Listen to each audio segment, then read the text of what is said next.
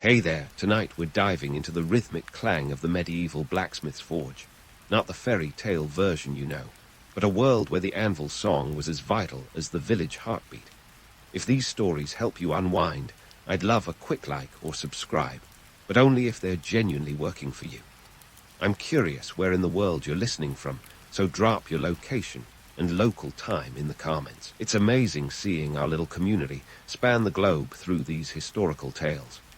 Now make yourself cozy, maybe adjust your room temperature or get that cup of tea, and let's explore tonight's tale together.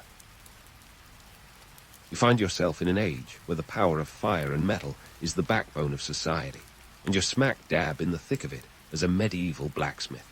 Welcome to your workshop, a place where the clang of hammer on anvil is the soundtrack of your life.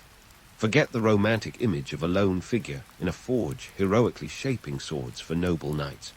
Your reality involves more soot, sweat, and economic juggling than any ballad lets on. Your day begins with the unmistakable, comforting smell of burning charcoal, not quite as glamorous as freshly brewed coffee, but it does the job. Your workshop is the beating heart of the village, a small, dark space filled with tools that look like they belong in a medieval torture chamber. There's the anvil, your trusted partner in metal manipulation. It's a hefty chunk of iron, weighing anywhere from 100 to 500 pounds.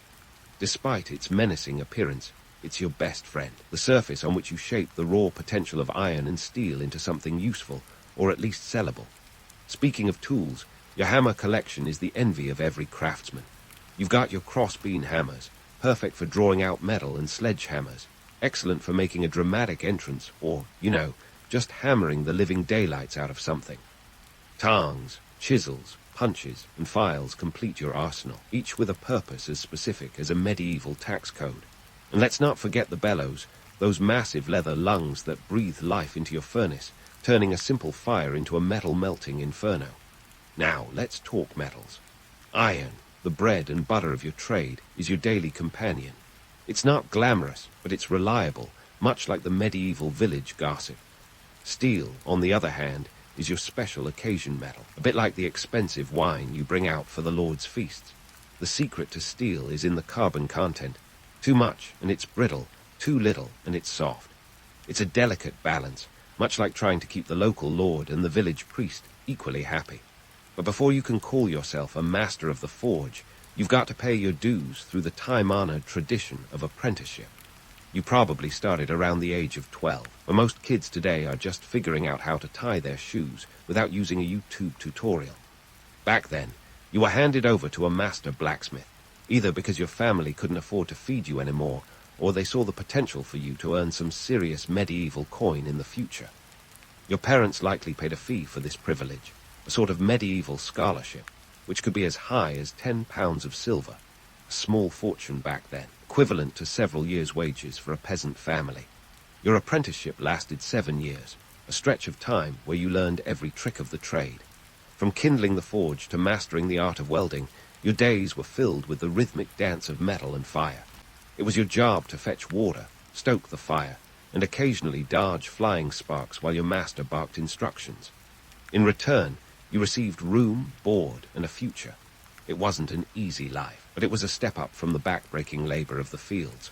Once you graduated from apprentice to journeyman, you were ready to take on commissions and earn a wage.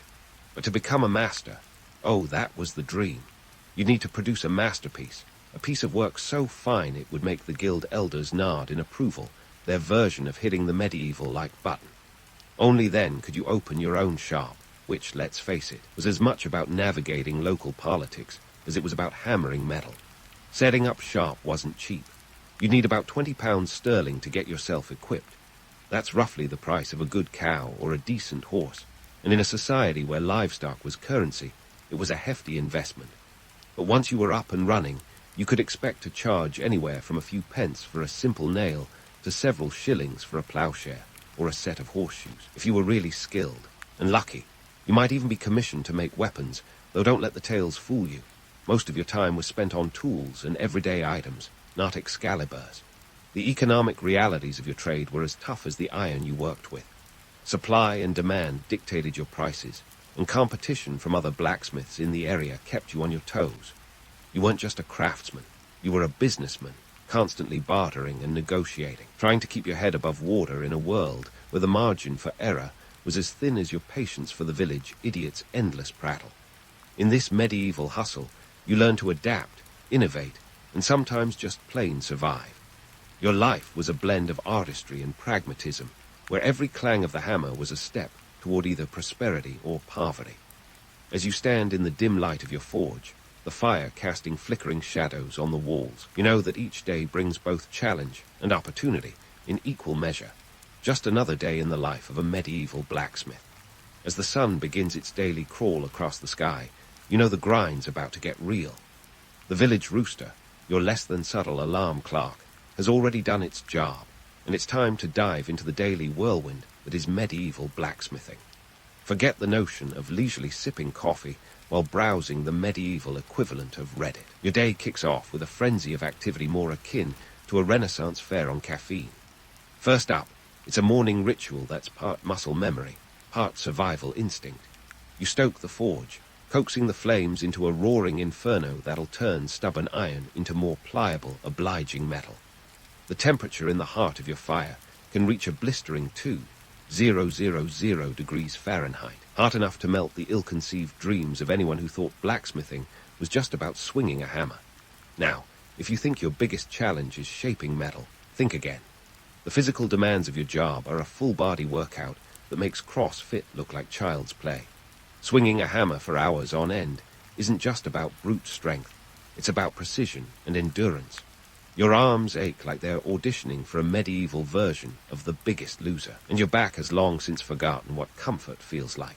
But hey, who needs a gym membership when your daily routine could put any modern fitness regime to shame? Your workload is as varied as the village gossip.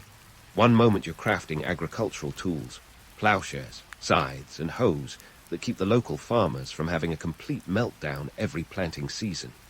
The next, you're forging horseshoes, because in a world where horsepower actually involves, horses, a lame steed is as useful as a chocolate teapot. On the odd day, you might even get a commission for something a touch more glamorous, like a set of ornate gate hinges for the local lord's manor. Nothing screams medieval luxury quite like a gate that swings open with the grace of a courtly dancer. But let's debunk a persistent myth. The idea that blacksmiths were the medieval equivalent of rock stars, wielding the power to shape the destiny of kingdoms with a well-crafted sword. Sure, there's a romantic allure in imagining yourself as the creator of legendary weapons, but the reality was often more mundane. Most of your time was spent on the essentials of daily life, not cranking out Excaliburs for every Tom, Dick, and Harry with a noble title. Speaking of multitasking, you're not just a blacksmith. You're a one-person economic powerhouse. You're negotiating prices, managing supplies, and balancing the books with the finesse of a medieval accountant. Iron bars don't buy themselves, after all, and your margins are tighter than a miser's purse strings. The cost of raw materials can fluctuate like the mood of a sleep-deprived toddler, and you've got to stay sharp to keep your business afloat. Now, let's talk social status. In the grand hierarchy of medieval society, blacksmiths occupied a unique niche. You weren't a lowly peasant, nor were you part of the nobility's glittering circle. Instead, you sat comfortably in the middle, a respected craftsman whose skills were crucial to the community's survival. But don't let that go to your head. Your influence was more practical than political. You were the guy who kept the wheels of daily life turning, not the power behind the throne. Your interactions with other trades were as varied as your workload. You bartered with farmers for food, traded tools with carpenters, and occasionally collaborated with masons on projects that required a bit of metal magic. In a world where cash was scarce and bartering was the name of the game, your ability to forge solid relationships was as crucial as your ability to forge solid iron. Community life was a tapestry of alliances and rivalries, and you were right in the thick of it. Your forge was more than just a workshop.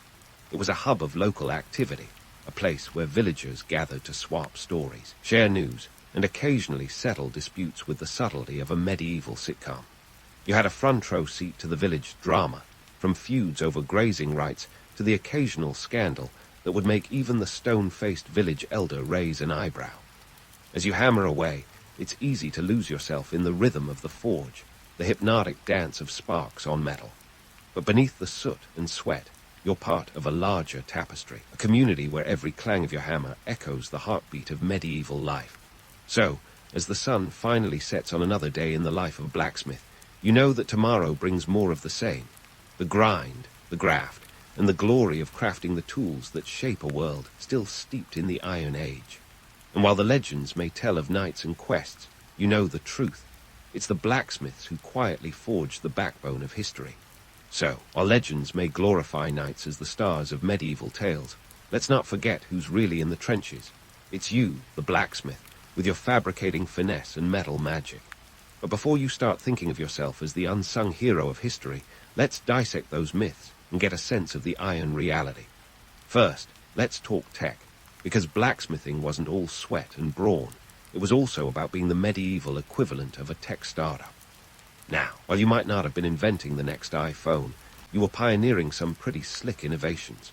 Consider the water-powered forge bellows, a game-changer that let you crank up your productivity without feeling like you've been arm wrestling a bear all day. This innovation allowed you to maintain a steady fire, crucial for steel making, and gave your arms a much-needed break. Next up, steel. This wasn't just regular iron's prettier cousin. It was the material of choice for serious weaponry and tools.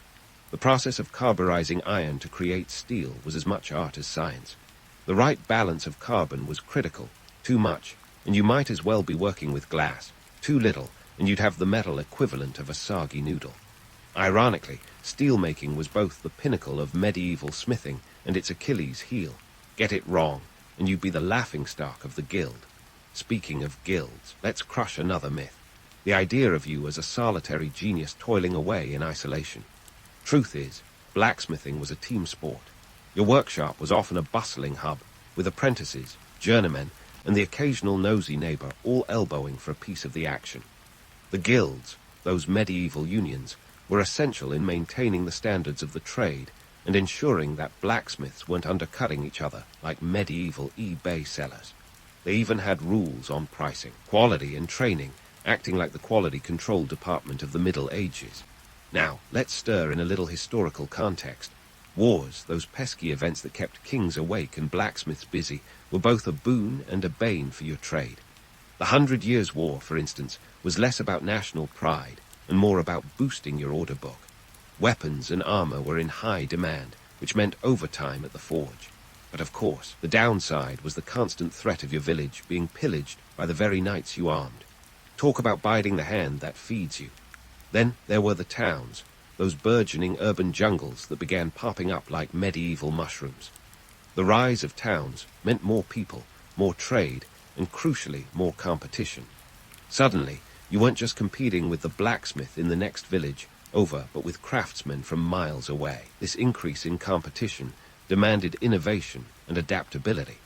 You had to offer something unique, whether it was the quality of your metalwork or the efficiency of your production, to get ahead in this medieval rat race. And what about those notable figures who hammered their way into the annals of history? One such blacksmith was Lawrence Helmschmidt of Augsburg, whose work was so intricate that it was practically medieval haute couture. His suits of armor were as much about making a statement at court as they were about surviving a battlefield. Helmschmidt wasn't just any smith, he was a master of his craft, and his work is still celebrated today. His surviving pieces are like the vintage designer jeans of the Middle Ages, except these could stop a lance. Still, let's not pretend that every blacksmith was a Helmschmidt. For every celebrated master, there were countless others making do with rusty nails and unglamorous tools of the trade. The everyday reality was less about artistic masterpieces and more about functional, reliable products that kept the community ticking. Your plowshares and horseshoes were the real bread and butter, even if they didn't make it into the history books. And while we're myth-busting, let's tackle the notion that blacksmiths were immune to the societal changes around them. The Black Death, for instance, didn't spare anyone. This bubonic nightmare didn't just decimate the population, it also hammered the economy, leading to a shortage of labor. For you, this meant higher wages and better working conditions, assuming you survived, of course. But it also meant fewer customers, as entire villages vanished overnight. The medieval economy was a roller coaster, with ups and downs as unpredictable as the weather. So here you are, navigating the complex web of medieval life. Each day is a dance between innovation and tradition, between individual skill and collaborative effort. Your forge is more than a workshop. It's a microcosm of the world around you, reflecting both the challenges and triumphs of the age. While the romanticized image of the lone blacksmith might have its allure, the truth is much richer, more nuanced, and undeniably more fascinating. As you chip away at another day, remember that you're not just shaping metal, you're forging history. And while the legends may sing of knights and dragons, it's the blacksmiths who quietly crafted the backbone of this medieval society, one hammer strike at a time. But don't get too comfortable. There's more to this tale, and it's far from over. Stay tuned, because the clang of the anvil will ring out yet again as we dig deeper into the world of the medieval blacksmith. Speaking of hammer strikes, let's dive into the political anvil that medieval blacksmiths found themselves clanging on. Now, you might think your relationship with the ruling class was just about supplying the odd sword or horseshoe, but oh, it was much more intricate. A veritable game of thrones with anvils instead of dragons. The ruling class needed you not just for your metalwork, but because, frankly, they couldn't keep their kingdoms running without you. Castles needed hinges and gates, armies needed weapons, and even the queen's favorite steed needed shoes more durable than a politician's promise. But here's the kicker. Politics didn't just influence your work, it practically dictated the rhythm of your hammer. During periods of war, your forge would blaze day and night, churning out weapons and armor like they were going out of fashion. Peace treaties, however, could leave you twiddling your thumbs, or better yet, crafting more plowshares. Talk about job insecurity, right? And unlike today's gig economy, you didn't have the luxury of diversifying your portfolio with side hustles. You had to be politically savvy, knowing when to cozy up to the local lord or when to lay low. Let's shift gears and talk guilds, the medieval equivalent of today's labor unions, only with a bit more pageantry and a lot less bureaucracy. Guilds were your lifeline, your safety net in the chaotic world of medieval capitalism. They were the ones setting standards, ensuring your work wasn't undercut by some hack with a rusty anvil and a death wish. They regulated everything from the quality of your metalwork to the price you could charge, and let's be honest, they were as petty as a neighborhood watch committee when it came to enforcing those rules. If you think modern unions are powerful, get this, guilds wielded more influence than a social media influencer with 1 million followers. They controlled who could start a business, who could sell their wares, and even who you could apprentice. If you wanted to set up shop in a new town, you'd better hope the local guild was in a good mood, or you'd find yourself as welcome as a fox in a henhouse. Failure to comply with their rules could mean fines, banishment, or worse. It was a medieval monopoly game, and the guilds owned all the best properties. Now, let's put guilds head-to-head with modern labor unions. Both set out to protect workers, but while unions focus on wages and working conditions, guilds were all about quality, tradition, and yes, a fair bit of nepotism. They ensured that every blacksmith worth his salt knew his way around a hammer, but they also kept the trade exclusive, a closed club where entry was by invitation only. In this way, guilds were both gatekeepers and guardians, roles that modern unions have largely abandoned in favor of broader worker rights.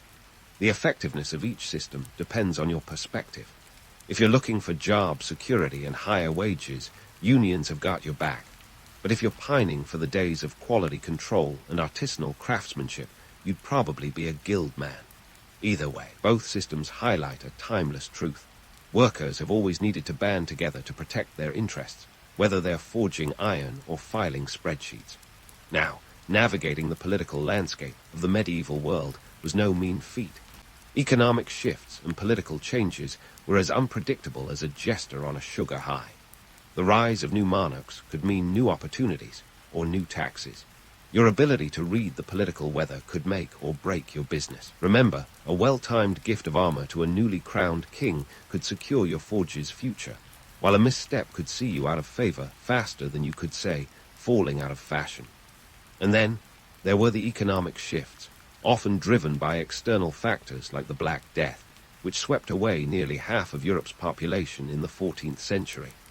This wasn't just a human tragedy. It was an economic earthquake. Labor shortages meant higher wages and better conditions for those who survived. but it also meant fewer customers and a shrinking market for your wares. In a twisted way, the plague was both a curse and a blessing for blacksmiths, a stark reminder that even in death there's a silver lining, or in this case, an iron one. So here you are, a medieval blacksmith, not just a craftsman but a political player, an economic strategist, and a member of a guild that's part union, part mafia. You're navigating a world as complex as the filigree on a nobleman's sword, where every decision could mean the difference between prosperity and penury. And while the romantic image of the lone blacksmith swinging his hammer endures, let's not forget the reality.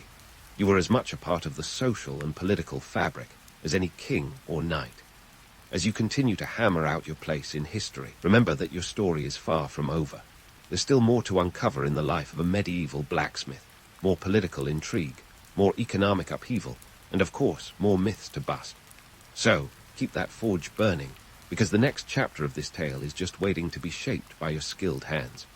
As you continue to hammer out your place in history, remember that your story is far from over. In fact, the clang of your anvil echoes well beyond the medieval age, reverberating through time like the chorus of an epic ballad. But as the world rolls on, so does technology, and with it, the fate of the blacksmith. Let's take a detour into the Industrial Revolution, a period that remixed the whole medieval playlist. The advent of steam power and mechanization in the 18th century turned the world on its head. Factories sprang up like mushrooms after a rainstorm, and suddenly the blacksmith found himself competing with machines that could churn out nails and tools faster than you could say, assembly line. These mechanical marvels could forge iron without breaking a sweat or needing a lunch break. But don't hang up your hammer just yet. While some blacksmiths saw their trade decline, others evolved. They turned their focus to bespoke work. Think of it as the artisanal cheese of metalworking.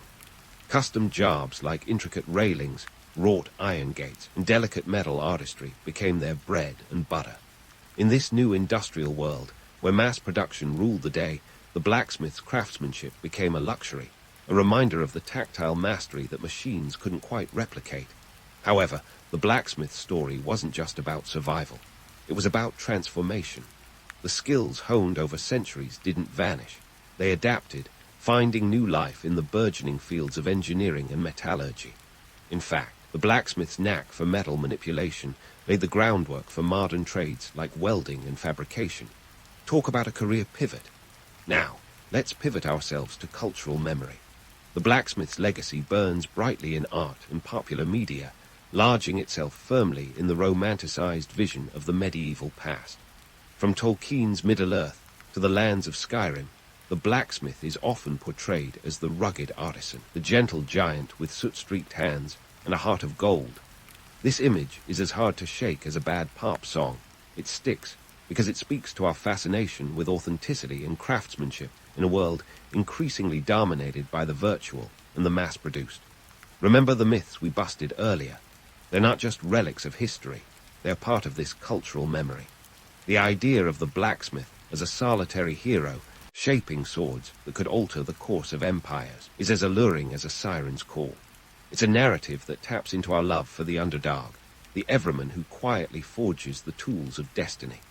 Sure, the reality was more about plowshares and horseshoes than Excaliburs, but the allure of the myth endures because it romanticizes the very human desire to leave a mark on history. And speaking of leaving marks, let's not forget the blacksmith's indelible imprint on modern technology. The very techniques that were used to weld iron and steel in the medieval forge are not so distant from the methods employed in today's high-tech workshops. The blacksmith's legacy lives on in the skilled hands of modern craftsmen and engineers, the spiritual descendants of those medieval artisans. Whether it's a skyscraper or a spacecraft, the fundamental principles of metalworking remain the same: heat, hammer, and precision. As we wrap up this historical journey, let's reflect on what the blacksmith's tale tells us about legacy and significance. It's a story of resilience, of adaptation and innovation in the face of relentless change. While the tools and technologies may have evolved, the essence of the craft, the art of shaping raw materials into objects of utility and beauty, remains timeless. In this way, the blacksmith's legacy is not just preserved in museums or fantasy novels. It's alive in every corner of our modern world, from the steel beams of our cities to the artisan markets celebrating handcrafted goods. So, as the final embers of the forge flicker and die, remember this: every clang of the anvil, every swing of the hammer, was a contribution to the tapestry of human progress. While the legends may sing of knights and dragons, it's the blacksmiths who quietly crafted the backbone of history, one forge-fired masterpiece at a time. As you drift into the embrace of sleep, let the echoes of their hammers remind you that even the most unassuming hands can shape the future. The sun has barely hinted at the day, yet here you are, startled awake not by the shrill beeping of an alarm clock, but by the resonant clang of Notre Dame's bells slicing through the pre-dawn gloom of 14th century Paris. The sound is as inescapable as it is jarring, echoing through narrow, winding streets and bouncing off the thick, ancient walls of your humble abode. Good morning, medieval Parisian style. Pulling yourself from the straw-stuffed mattress that's more itchy than comfy, you're greeted by the familiar, not-so-fresh scent of the city, an aroma that's a heady mix of smoke, sweat, and, well, let's just say the charming bouquet of medieval sanitation. Now, before you start romanticizing those bells, thinking they add a quaint soundtrack to your historically immersive morning, let's get real.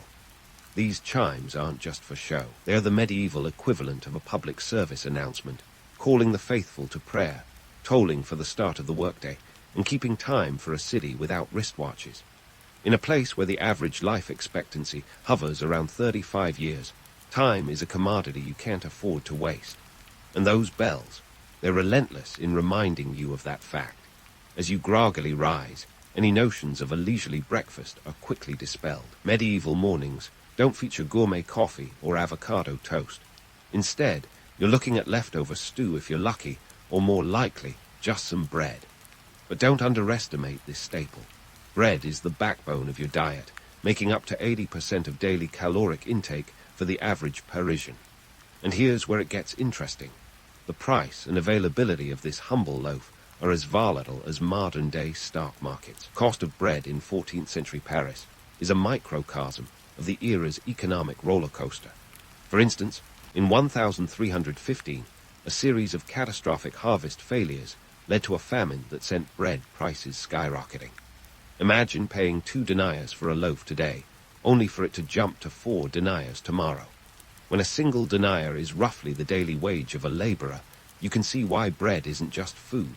It's a financial statement. Economic ripple effects are immense, and they dictate more than just what's on your table. Bread is a political tool, a symbol of survival, and occasionally a spark for riots. But back to your morning routine, or lack thereof. Forget about long showers or even basic hand washing, because medieval hygiene is more of a creative concept than a daily practice. You might splash some water on your face, but a full bath, that's a luxury reserved for the wealthy, and even then, not a frequent indulgence. In fact, some folks believe that too much bathing can weaken the body and invite illness. So, you might say medieval Paris has taken the less is more approach to cleanliness, albeit reluctantly and out of necessity. Now, stepping out into the streets, you're greeted by a scene bustling with activity. It's a cacophony of clattering carts, shouting vendors, and the ever-present clamor of humanity crammed into a city that's bursting at its seams. Paris is the medieval European metropolis, with a population pushing 200,000, making it one of the largest cities in the world. Yet, within its crowded confines, social stratification is as clear as the Seine is murky.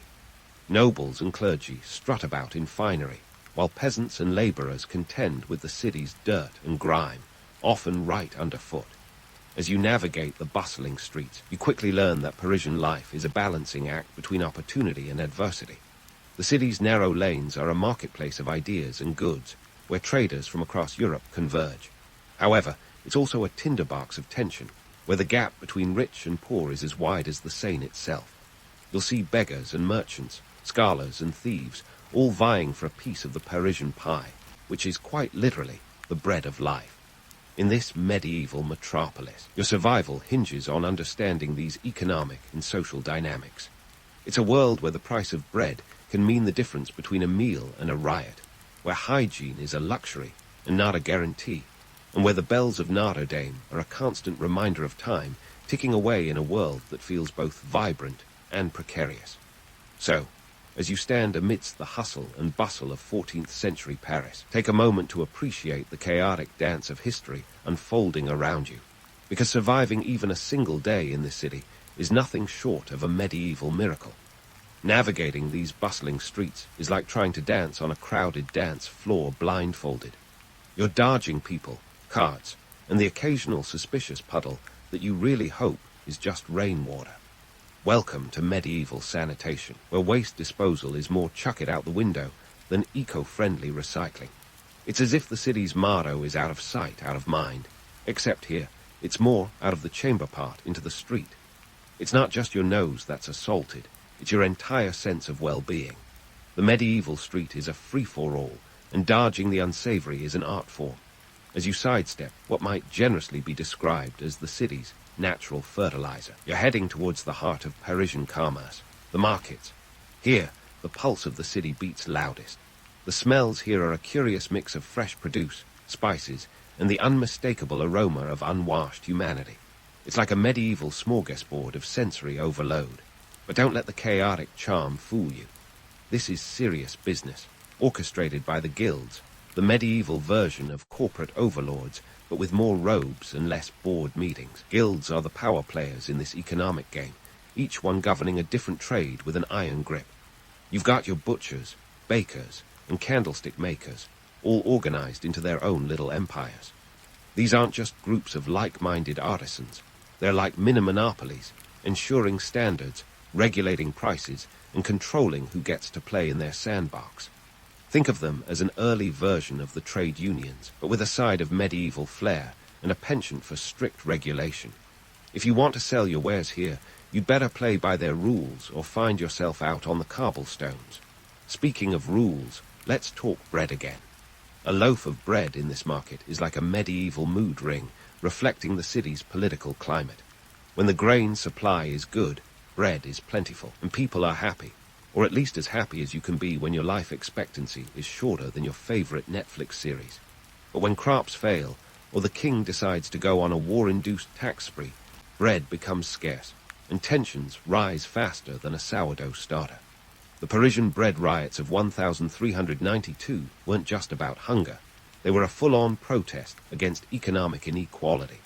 Bread here isn't just sustenance, it's the edible embodiment of medieval social dynamics. Now, let's debunk some myths about these markets.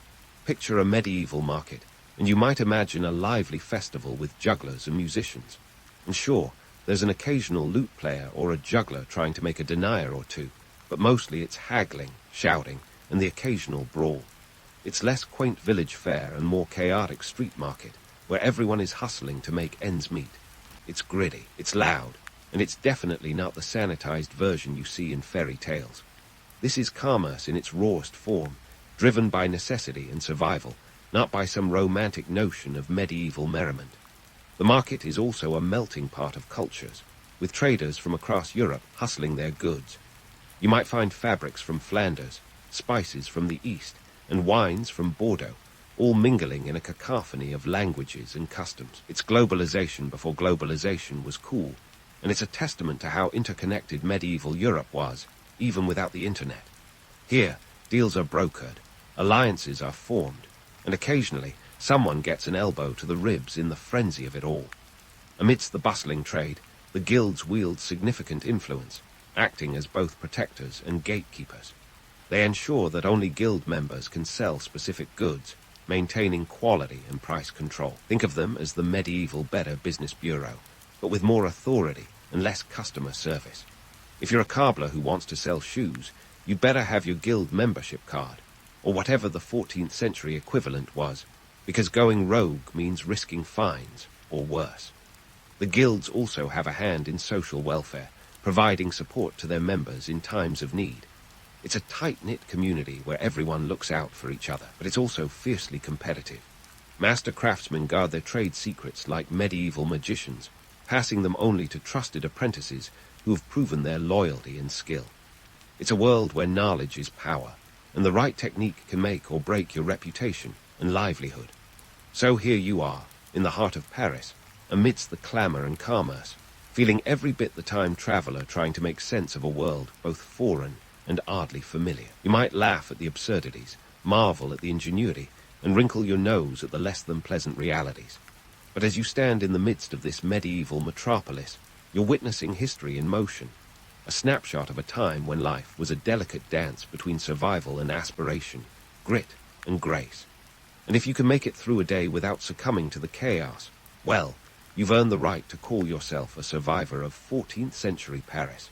So, you've survived the morning chaos of medieval Paris, dodged the dubious puddles, and navigated the market's cacophony.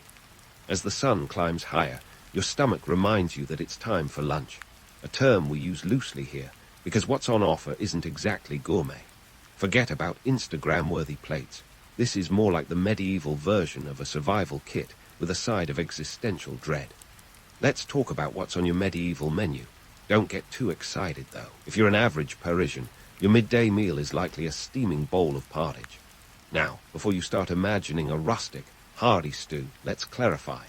Pottage is less of a dish and more of an economic reality. It's a catch-all soup made from whatever grains, vegetables, and perhaps a hint of meat you can scrape together. Think of it as the ancestor to your fridge-cleaning soup, minus the luxury of leftovers. Meat, you ask? Well, if you're picturing a juicy steak, you might want to adjust your expectations. Meat is a luxury in medieval Paris, reserved for the wealthier classes or special occasions.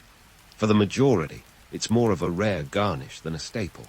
In fact, the average medieval diet was so heavy on bread and grains that you'd think they were carb loading for a marathon. The meat you do encounter might be a sliver of pork or a trace of bacon, usually tossed into the pottage for flavor rather than substance. But why the meat scarcity? It's not just about supply, it's about status. Meat was a symbol of wealth and power. Nobility flaunted their ability to feast on game and roast, while the common folk made do with whatever the market offered, mostly grains and legumes. And religious practices played a role too, with the church dictating dietary restrictions like meatless Fridays and Lent.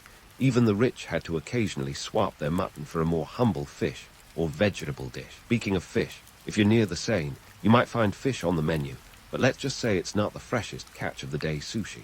Medieval preservation methods were more salt-heavy than refrigeration-savvy, so imagine a lot of salty, dried fish. Not exactly Michelin-starred dining, but it gets the job done. Now, let's debunk the myth of the medieval feast. Those images of lavish banquets with overflowing tables, they were more the exception than the rule. Sure, the nobility threw extravagant parties complete with peacocks and swans, but for most Parisians, a feast was an occasional indulgence, not a daily reality. The grand feasts were more about showing off power and influence than actual culinary delight, like a medieval version of a red carpet event, but with more trenchers and fewer selfies. Dining in medieval Paris isn't just about what you eat, it's about who you eat with. Meals are a social affair, a chance to mingle and negotiate, with every bowl of pottage serving as a backdrop to the city's social hierarchy. Tables were often communal, with the wealthiest eating first, while the servants and less fortunate waited for their turn. It was a literal pecking order, and being invited to dine at a noble's table was a status symbol in itself. The table itself was a reflection of status, too. If you've ever heard the phrase, above the salt, it originates from this period. Salt was expensive, and the closer you sat to the salt cellar, the higher your social standing. So, if you find yourself at the far end of the table, you know where you stand, literally and figuratively. As you slurp your pottage, you might overhear conversations about the latest guild squabbles or the king's latest tax scheme. Meals are as much about politics as they are about sustenance. It's an opportunity to network, to gossip, and occasionally to plot. In a city as socially stratified as Paris, the dining table is a microcosm of medieval life, reflecting all its complexities and contradictions. And let's not forget the drinks. Ale and wine are the beverages of choice, partly because they're safer to drink than the questionable water of the Seine. Ale was often consumed by everyone, including children, given its low alcohol content and relative affordability. Wine, on the other hand, was a bit more expensive and varied in quality, often depending on the grape harvests from regions like Bordeaux and Burgundy. As you finish your meal, you might take a moment to reflect on the medieval paradox at play. Food is both a necessity and a luxury, a symbol of survival and status. It's a daily reminder of the economic and social forces that shape every aspect of life in 14th century Paris. So, while your lunch might not be something you'd write home about, it's a window into a world where every bite is a story, every table is a stage, and every meal is a testament to the enduring human spirit amidst the chaos of history. As the sun dips lower in the sky, the rhythm of the city shifts, but the hustle never truly stops. Paris is a city of contrasts, where the mundane and the magnificent coexist in a fragile dance. And as you navigate the complexities of medieval dining, you're not just surviving, you're living history, one spoonful of porridge at a time.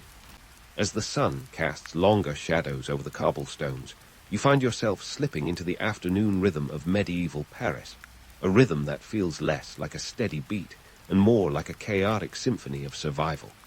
The city doesn't do 9 to 5. It's more of a sun-up to sundown affair, with every profession humming its own tune in this grand, albeit gritty, orchestra. So, what does work look like in this paradoxical paradise? Well, if you're expecting a quaint scene of idyllic craftsmanship, prepare for a reality check. Parisian work life is as stratified as the social ladder you're precariously perched on. Let's dive into the nitty-gritty, shall we? First, there's the craftsman's world, a bustling hive of activity where skill meets necessity. Whether you're a blacksmith hammering out horseshoes, a weaver spinning tales in textiles, or a cobbler saving souls one shoe at a time, your day is defined by the guilds. These aren't just trade associations, they're the medieval mafia of the marketplace. Cross them, and you might find your business as extinct as an honest politician. Guilds, those stalwart bastions of regulation, dictate everything from quality standards to pricing. Think of them as the original gatekeepers of quality control, but with more robes and a penchant for secrecy. Joining a guild isn't a walk in the park. It's more like a slog through bureaucracy with a side of hazing. Apprenticeships can last up to 7 years, and that's if you're lucky. During this time, you're more of a glorified gopher than a master craftsman. Once you've paid your dues, literally, those guild fees aren't cheap. You might become a journeyman, traveling from town to town, plying your trade. The term journeyman comes from the French journée, meaning day, reflecting the fact that these workers were paid by the day. And if you play your cards right, maybe, just maybe, you'll earn the title of master, though don't expect a corner office or a gold watch. But let's not romanticize the street-side workshop. Craftsmanship is no walk in a medieval park. It's hard, laborious work that doesn't end when the bell tolls. There's no union to clock you out, and the only benefits are those you make yourself, literally. The work is back-breaking, the hours are long, and the pay, well, let's just say you won't be retiring to a shadow. Now, if you're a merchant, your life is a different kind of hustle. Paris is a trade hub, drawing merchants like moths to a flame, or perhaps more appropriately, like flies to the city's less-than-pleasant refuse. The good news, you're at the center of a thriving commercial network where goods flow like the Seine. The bad news, so do the taxes, tolls, and tariffs. The king's coffers are always in need of filling, and guess whose pockets they're eyeing?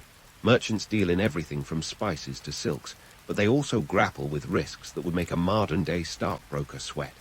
Today, a bad trade might dent your portfolio. Back then, it could sink your entire livelihood. Ships sink, bandits plunder, and markets crash with alarming frequency. It's a game of high stakes and slim margins, where fortune favors the bold, or just the incredibly lucky. And let's not forget our friends in the clergy, who might seem like they're living the good life, but who are navigating their own labyrinthine challenges. The church is a powerful institution, its influence woven into every aspect of medieval life. But being a member of the clergy isn't all hymns and hallelujahs. It's a life of devotion, yes, but it's also one of political maneuvering and often economic anxiety. You see, the church isn't just a spiritual powerhouse, it's an economic giant. Monasteries are major landowners, and tithes are the currency of the realm, literally. 1/10 of your income goes straight to the church, whether you're a humble peasant or a prosperous merchant. But in return, the clergy are expected to provide for the poor, maintain the churches, and of course, pray for everyone's immortal souls. A job description that's as vague as it is vast. Despite their vows of poverty, some clergy members live quite comfortably, but the majority are like everyone else in medieval Paris, hustling to make ends meet, albeit with a more spiritual spin. And yes, corruption is a thing, with certain members of the clergy more interested in coin than confession. But even in this holy hierarchy, there's competition, and the path to ecclesiastical success is paved with both prayer and politics. Now, let's debunk the myth of the simple life, often associated with medieval times. There's nothing simple about living in a world where economic disparity is as wide as the Seine. The top dogs, nobles and wealthy merchants might enjoy the luxuries of life, but for the majority, it's a constant struggle. You're not just working to live, you're living to work, navigating a web of economic challenges that make every day a test of endurance. Manual labor, often romanticized as an honest day's work, is a back-breaking affair. Farmers toil from dawn until dusk, and seasonal workers follow the harvests, their lives dictated by the rhythms of nature and the demands of their landlords. The average peasant's life expectancy is a sobering statistic, hovering somewhere in the mid-30s. Hardly the golden years, but when your work is as hard as the fields you plow, it's no surprise. In this world, economic disparity isn't an abstract concept, it's a daily reality. The wealth gap is visible in everything, from the clothes you wear to the food you eat. It's a society where what you do is who you are, with little room for upward mobility. The dream of rising through the ranks is just that, a dream, often dashed by the harsh realities of medieval life. So, dear time traveler, as you stand in the bustling heart of Paris, take a deep breath, if you dare, and appreciate the intricate tapestry of labor that keeps this city alive. From the clatter of the blacksmith's hammer to the chants of the clergy, every sound is a testament to human endeavor in the face of adversity. It's a world of grit and grace, where survival is an art form, and every day is a new chapter in the ever-unfolding story of life in 14th century Paris. Stay tuned, because this tale is far from over. As the sun dips beneath the horizon, casting an amber glow over the bustling lanes of medieval Paris, the city transforms. The workday may have ended, but the night is just getting started.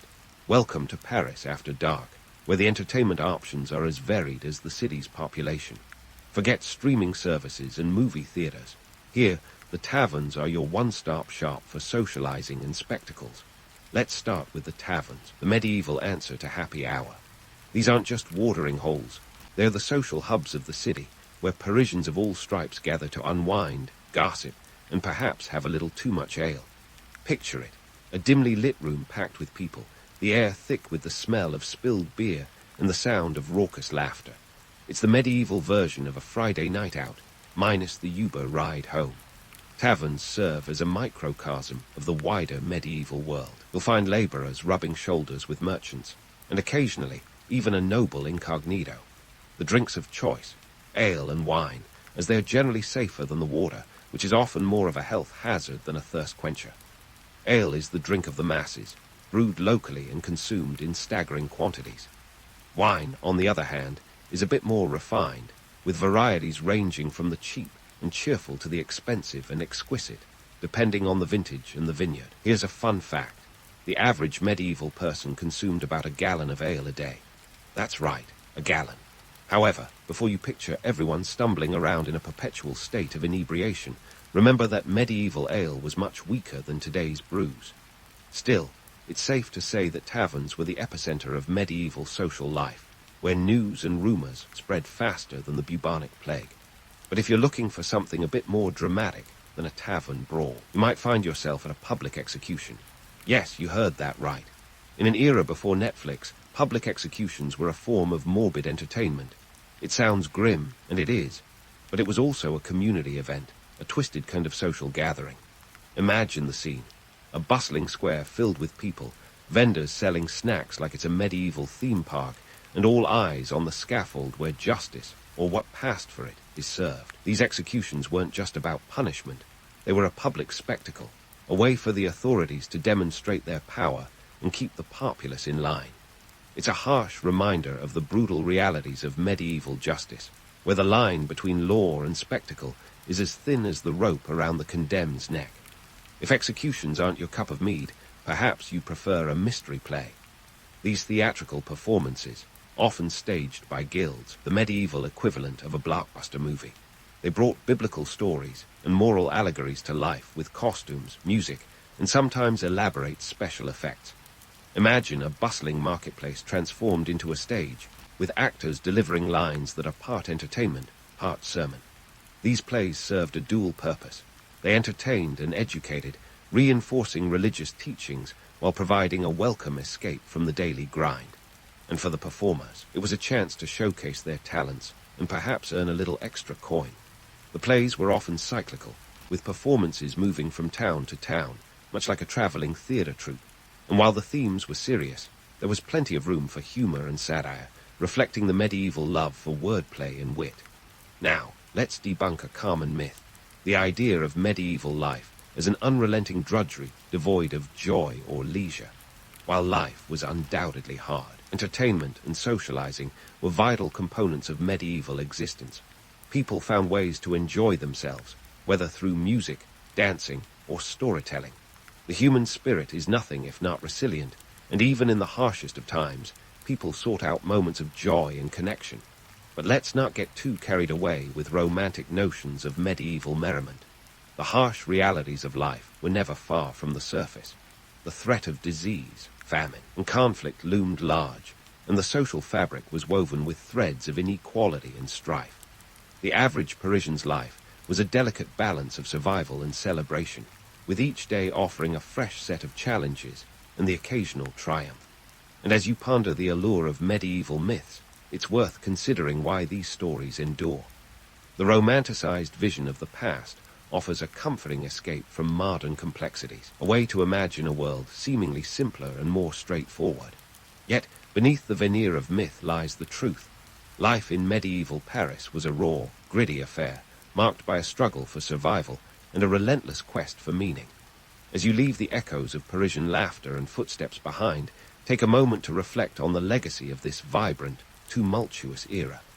Medieval Paris, with its bustling streets and vibrant social life, is a testament to the enduring human spirit, a snapshot of a time when life was lived in vivid, unpredictable color. In the end, surviving a day in medieval Paris was more than exercise in historical endurance. It was a window into the complexities and contradictions of human existence. The past may be a foreign country, but the people who lived there were driven by the same desires, fears, and hopes that shape our lives today. So, as you drift off to sleep, let the stories of medieval Paris dance in your dreams, a reminder that history is not just a collection of dates and facts, but a living, breathing tapestry of human experience. Socrates, the man, the myth, the guy who could probably clear a public square faster than a Greek fire drill. Here he is, traipsing through 5th century BCE Athens like he owns the place, which is pretty impressive considering he can't even afford a decent pair of sandals. This was a city where the elite flaunted their wealth with the subtlety of a peacock on parade. Yet here was Socrates, strutting around in a toga that probably hadn't seen a wash since the Peloponnesian War began. And boy, did this guy love a good argument, especially if it meant challenging the brainiacs of Athens to verbal duels in the marketplace. You could say Socrates was the original street philosopher, a sort of ancient Greek intellectual busker. Now, Athens wasn't just any city. It was a bustling metropolis, the beating heart of Greece, packed with more philosophers per square foot than anywhere else in the ancient world. And while the rich were busy building mansions with more columns than any reasonable person could need, Socrates was on a different wavelength entirely. Picture this: a man who spent his days draped in the same cloak he'd probably used as a blanket, pillow, and potentially even a picnic blanket when the mood struck. And while the city's finest were busy trying to outdo each other in the latest toga fashions, think of it as the ancient equivalent of designer brands, Socrates was busy not giving a hoot. Socrates' lifestyle was as simple as his questions were complex. He didn't own much and didn't want much. Shelter, food, and a good debate were enough to keep him going. His lack of concern for wealth and hygiene was like a one-man protest against the opulence of Athenian society. In a time when the rich were known to bathe in olive oil, a luxury costing around 6 drachmas per jar, which was a small fortune, Socrates seemed content to go au natural in every sense. And while Socrates was busy not washing his clothes, he was also busy washing away layers of societal pretense with his relentless questioning. You see, Socrates had this nifty little trick called the Socratic method. It was less of a method and more of a relentless interrogation, really. He'd ask questions like a kid asking why every 5 seconds, but with the intellectual prowess of a chess grandmaster. His aim, to make people think, really think, about what they believed and why. Not everyone was a fan, of course. In fact, most people found it as pleasant as having a stone in their sandal.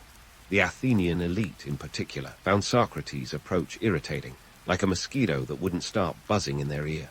They were used to being revered and respected, not being asked to justify their every opinion. But Socrates didn't care much for their discomfort. He was more interested in the truth, and if a few egos got bruised along the way, well, that was just collateral damage. Now, let's talk money. Athens wasn't cheap. With the city's boom, costs were on the rise. An average meal could set you back a couple of arballs, while a more lavish feast might run into several drachmas. And then there was Socrates, living off the generosity of friends, or maybe just the sheer force of his personality. Despite his lack of wealth, Socrates was rich in conversation, and that was enough to keep him fed, literally. Think of him as the philosophical equivalent of that friend who always manages to get a free drink at the bar. Socrates' questioning of the status quo was more than just a hobby. It was a revolution in sandals. He wasn't just challenging individuals. He was challenging the entire framework of Athenian society. The democracy, the justice system, the very way people thought about virtue and knowledge. Socrates had something to say about it all. And while some saw him as a gadfly, an annoying little pest that wouldn't go away, others saw him as a beacon of intellectual freedom. In a city where conformity was often equated with harmony, Socrates was a symphony of discord. His public debates were legendary, drawing crowds like a philosophical rock concert. He'd set up shop in the Agora, Athens' bustling marketplace, and just start talking. Before long, a crowd would gather, eager to see who'd be brave, or foolish, enough to take him on. And though Socrates might have looked like a man who'd spent the night under the stars instead of a roof, his mind was as sharp as a newly minted drachma. But let's not sugarcoat it. Socrates wasn't universally loved. In fact, he was more like that relative who shows up at family gatherings just to stir the pot. The Athenian elite, in particular, often found themselves at the receiving end of Socrates' relentless questioning. They weren't amused. To them, Socrates was a social nuisance, a threat to the established order, and quite possibly the reason why the phrase, "Don't shoot the messenger," became a thing. So, here was Socrates, a man out of step with his time, a thinker who challenged the very foundations of Athenian society while refusing to wash off the dust of the city's streets. His life was a testament to the power of ideas, the kind that could shake the world, or at least make the wealthy reconsider their use of olive oil. And while the soap sellers of Athens might have mourned his lack of personal hygiene, the rest of us can be grateful for his unwashed wisdom. But for all his grit and grime, Socrates did have a fan club, and heading that devoted group was none other than Plato.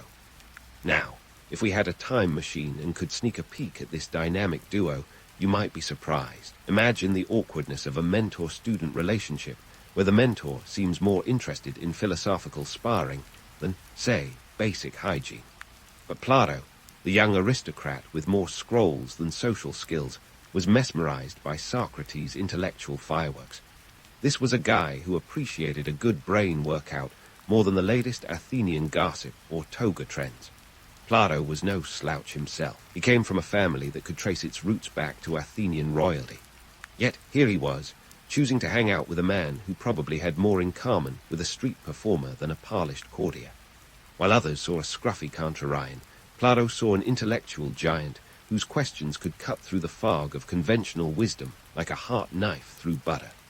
It was this very ability that drew Plato in, like a moth to a flame, or perhaps like a scholar to a particularly intriguing scroll. Socrates and Plato's relationship can be compared to that of a rock star and his biggest fan, with Plato hanging on every word of Socrates' meandering dialogues. But let's be clear, these weren't dialogues in the strictest sense. They were more like verbal chess games, where Socrates would pose a question, listen to an answer, and then question the answer like a toddler on a sugar high. The goal wasn't to reach a conclusion, but to strip away assumptions until all that was left was the raw, uncomfortable truth. Or at least, the realization that no one really knew anything for sure. And here's where the myth-busting comes in. The Socratic method has been romanticized as a noble pursuit of truth, a kind of philosophical hero's journey. But in reality, it could be as frustrating as trying to have a meaningful discussion in the comments section of a YouTube video. Socrates' dialogues were less about finding answers and more about establishing that everyone's answers were fundamentally flawed. It's the kind of conversation that can leave you questioning your life choices, or at the very least, your choice to engage with Socrates in the first place. So why did Plato stick around? Maybe it was the intellectual thrill, the chance to watch a master at work as he dismantled the arguments of pompous elites like a philosophical demolition expert. Or perhaps it was the allure of Socrates' fearless pursuit of truth, a beacon in a world where wealth and power often spoke louder than wisdom. Whatever the reason, Plato was hooked, and he wasn't the only one. Socrates had a core group of followers, a ragtag band of thinkers who preferred his intellectual grit to the polished but hollow rhetoric of Athenian politics. But let's not sugarcoat it. Socrates' method was also maddening. Imagine being part of a debate where every answer only led to more questions, like a labyrinth with no exit. It was the kind of exercise that could leave you feeling intellectually invigorated or completely drained. And that was precisely the point. Socrates wasn't interested in easy answers or comforting lies. He wanted to expose the flimsy foundations on which so many beliefs were built. In a way, Socrates was the ancient equivalent of a myth-buster, but instead of using science and experiments, he used relentless questioning. He deconstructed arguments with a precision that would make any modern-day lawyer green with envy. And while this might sound admirable, it's easy to see why it drove people up the walls. Imagine having all your beliefs challenged in a public forum, with a crowd gathered to watch the spectacle like it was the latest Athenian drama. Now, let's talk about the economic context of these debates. Athens, the bustling hub of philosophy, wasn't just a city of thinkers, it was a city of commerce. The agora wasn't just a marketplace of ideas, it was also where you'd haggle over the price of olives or the latest pottery. Here, amidst the cacophony of trade, Socrates set up his intellectual shop, turning the marketplace into a stage for his philosophical theatrics. And while the city's elite were busy amassing wealth, Socrates was busy dispensing wisdom, often without a single coin to show for it. But the real currency here wasn't drachmas, it was ideas. In a society where social standing could be as fragile as a clay pot, Socrates offered a different kind of value, a chance to engage in a dialogue that could elevate the mind, if not the bank account. For Plato and others, this was worth more than any amount of silver or gold. It's a bit like choosing to binge-watch a documentary series instead of mindless reality TV, even if the latter might offer more immediate gratification. However, let's not gloss over the fact that this wasn't a one-size-fits-all philosophy. For those accustomed to the comforts of wealth and status, Socrates' relentless questioning could feel like being stripped of one's armor in the middle of a battlefield. To them, Socrates wasn't just a philosophical gadfly. He was a threat to the social order, a man who dared to suggest that wisdom was worth more than wealth, and that truth couldn't be bought or sold. Yet, despite the friction, Socrates' relationship with his students, especially Plato, was a testament to the power of intellectual engagement. It was a peculiar dynamic, one that thrived not on agreement, but on the friction of ideas. Through their dialogues, Plato learned not just to think, but to think critically, a skill that would serve him well long after Socrates' voice had been silenced. But let's not jump ahead just yet.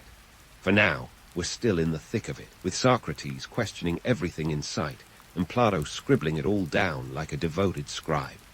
This wasn't just a mentorship. It was a collaboration that would lay the groundwork for Western philosophy.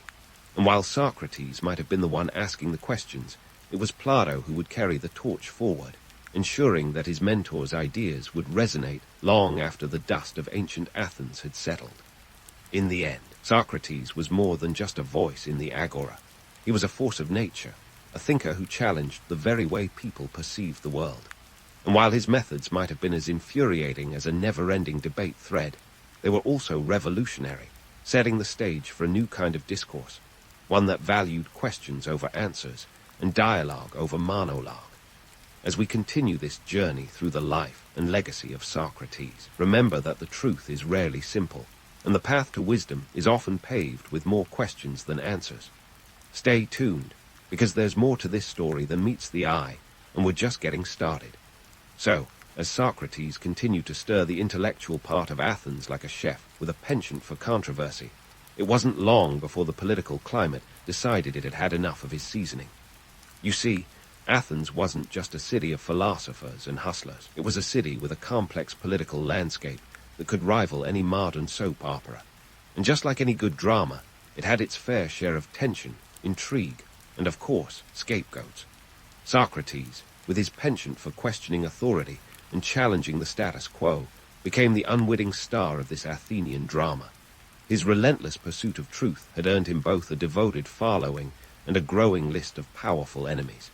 For the Athenian elite, Socrates was like that one guy who insists on bringing politics into every dinner conversation, only with a lot more philosophical depth and a lot less concern for his personal safety.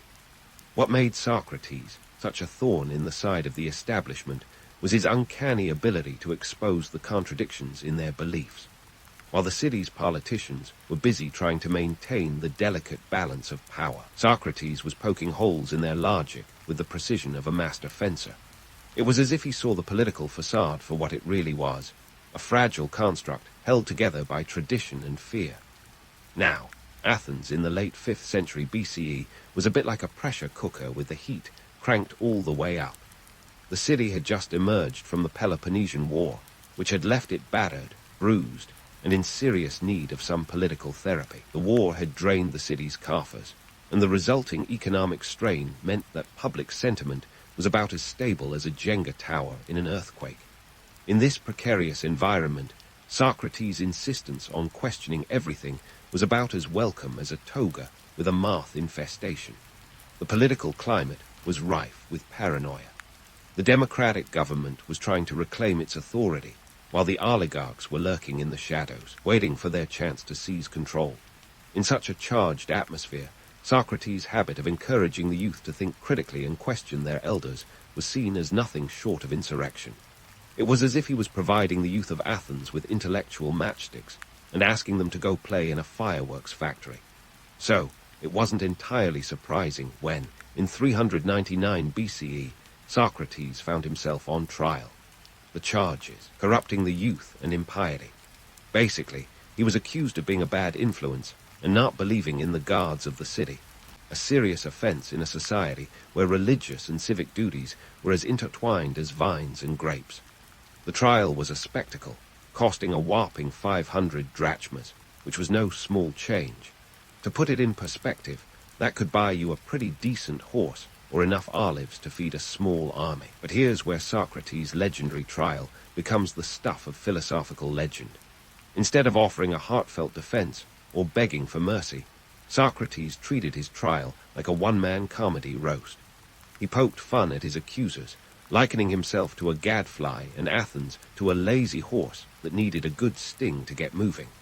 It was less of a defense and more of a stand-up routine, with Socrates using his wit to turn the spotlight back on those who sought to condemn him.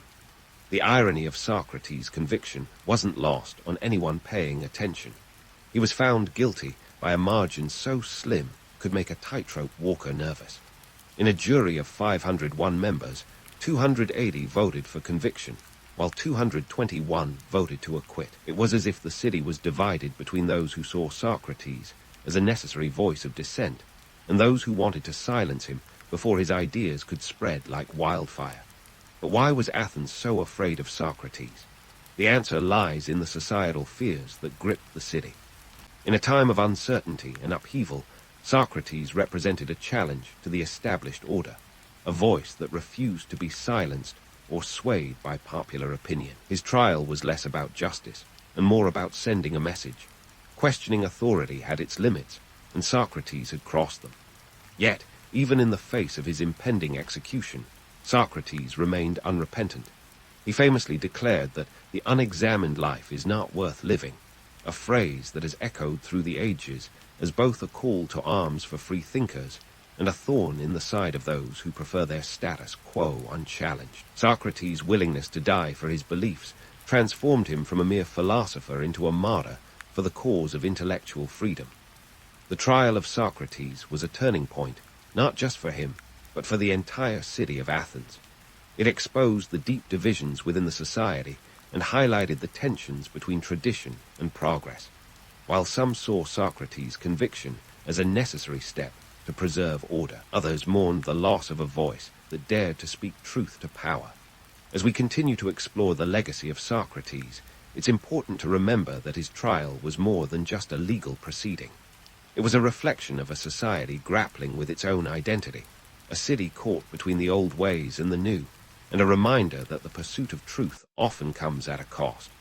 Socrates may have been silenced, but his ideas lived on, carried forward by his disciples, and immortalized in the dialogues of Plato. So, as we wrap up this chapter of our story, keep in mind that Socrates was more than just a philosopher.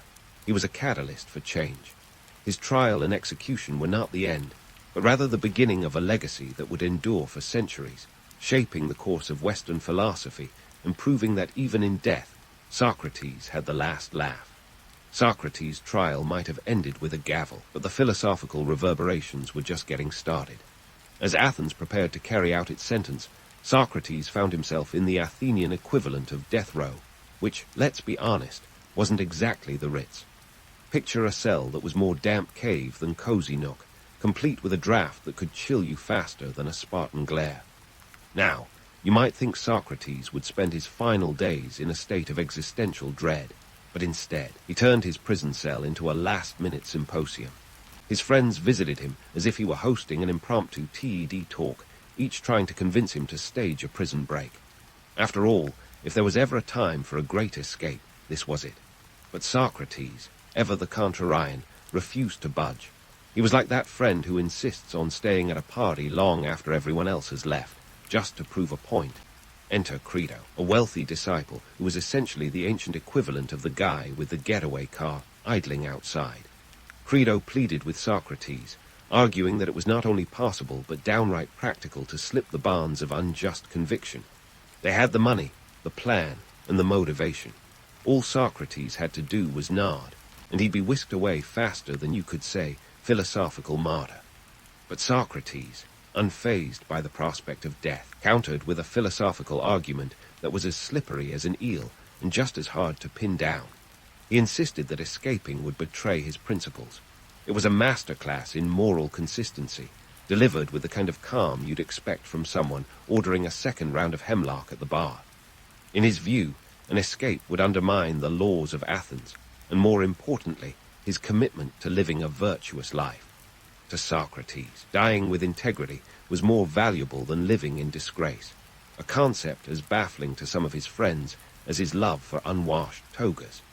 As if this wasn't enough of a head-scratcher, Socrates continued his dialogues from behind bars, turning his impending execution into a philosophical seminar. He debated the nature of the soul, the afterlife, and the essence of virtue, leaving his visitors with more questions than answers. It was less of a farewell tour and more of a philosophical encore. Let's take a moment to appreciate the logistics here. Executions weren't just a matter of pulling a lever. In Athens, they had a particular flair for drama, even when it came to the final act. Enter hemlock, the poison of choice for state-sanctioned executions. Why hemlock, you ask? Well, it turns out it was both cheap and efficient. The Athenians, ever the pragmatists, appreciated a method that was cost-effective, especially after the Peloponnesian War, which had left the treasury looking as desolate as Socrates' cell. The process was as straightforward as it was grim. Hemlock worked by paralyzing the respiratory system, leading to a peaceful, if involuntary, cessation of life. It was a poetic end for a philosopher, death by nature, as it were. But let's not romanticize it too much. While the accounts of Socrates' death often paint a serene picture, the reality of ingesting poison is hardly a gentle drift into the afterlife. Even in his final moments, Socrates maintained his composure, raising the philosophical stakes with every sip. As his friends wept, Socrates remained the epitome of stoicism. He reminded them that death was a release, not a punishment. It was as if he was preparing for an eternal symposium in the great beyond, one where he'd finally have the undivided attention of the gods themselves. His final words, asking Crito to pay off a small debt, a rooster to Asclepius, the god of healing, were as perplexing as they were profound. Was this a nod to the healing power of death, or just a final quip from a man who lived his life in riddles? The contrast between Socrates' stoic end and the dramatic retellings by his followers is stark. Plato, for instance, turned these last days into a philosophical epic, elevating Socrates to the status of a saintly sage whose death was as noble as his life. But let's not kid ourselves. Socrates was no saint. He was more of a philosophical provocateur, a man who relished in the discomfort of certainty and reveled in the chaos of questioning. His death, like his life, was a challenge to the status quo. It was a reminder that ideas could be more powerful than armies, and that the pursuit of truth was worth any price, even that of life itself. In the end, Socrates' execution wasn't just a conclusion. It was a catalyst, sparking a philosophical revolution that would echo through the ages. As Athens moved on, trying to forget the man who had been a thorn in its side, his followers ensured that Socrates would not be easily erased from history. Through their writings, particularly Plato's dialogues, they immortalized his ideas, transforming Socrates from a gadfly into a giant. And so, while the hemlock may have claimed his body, the spirit of Socratic inquiry lived on, forever challenging us to question, to think, and to seek the truth, no matter how uncomfortable it might be. So, as we leave Socrates in his final moments, remember this. He may have died in obscurity, but he lived in defiance. His legacy is a testament to the power of ideas and the enduring strength of a well-posed question. In the grand tapestry of history, Socrates was a single, bold thread, one that refused to be unraveled by the passage of time. As we prepare to delve deeper into the aftermath of his death and the impact on his followers, keep in mind that this story is far from over. Stay tuned, because Socrates' journey through history is just getting started. And so, Socrates' journey through history is just getting started, even as the man himself took his final bow in an Athenian jail cell. Fast forward a couple of millennia, and you'll find that Socrates has become the poster child for philosophical inquiry. His legacy is like a particularly persistent Instagram influencer, always popping up where you least expect it and sparking debates that make you question everything, including your taste in hashtags. Now, let's get one thing straight. Socrates never wrote down a single word of his teachings. That's right. The man whose life was a masterclass in dialogue left no written record of his own. Instead, his ideas were immortalized by his disciples, most notably Plato and Xenophon, who took it upon themselves to preserve Socratic wisdom for posterity. Thanks to their efforts, Socrates became the intellectual godfather to countless philosophical movements, from Stoicism and Cynicism to the Enlightenment and beyond. But here's the kicker. Would Socrates even recognize these schools of thought that claim him as their spiritual ancestor? It's as if he unwittingly left his philosophical DNA all over history, only to have his intellectual offspring evolve in ways he might never have anticipated. Consider the Socratic method, that relentless cycle of questioning that Socrates wielded like a verbal sword. Today, it's a staple in classrooms and courtrooms alike, where it's used to sharpen minds and clarify arguments. But let's not pretend this is a gentle exercise. It's more like a mental boot camp, designed to expose the ignorance lurking beneath the surface of our assumptions. In the hands of Socrates, this was less an academic tool and more a philosophical grenade, lobbed into the comfortable certainties of Athenian society.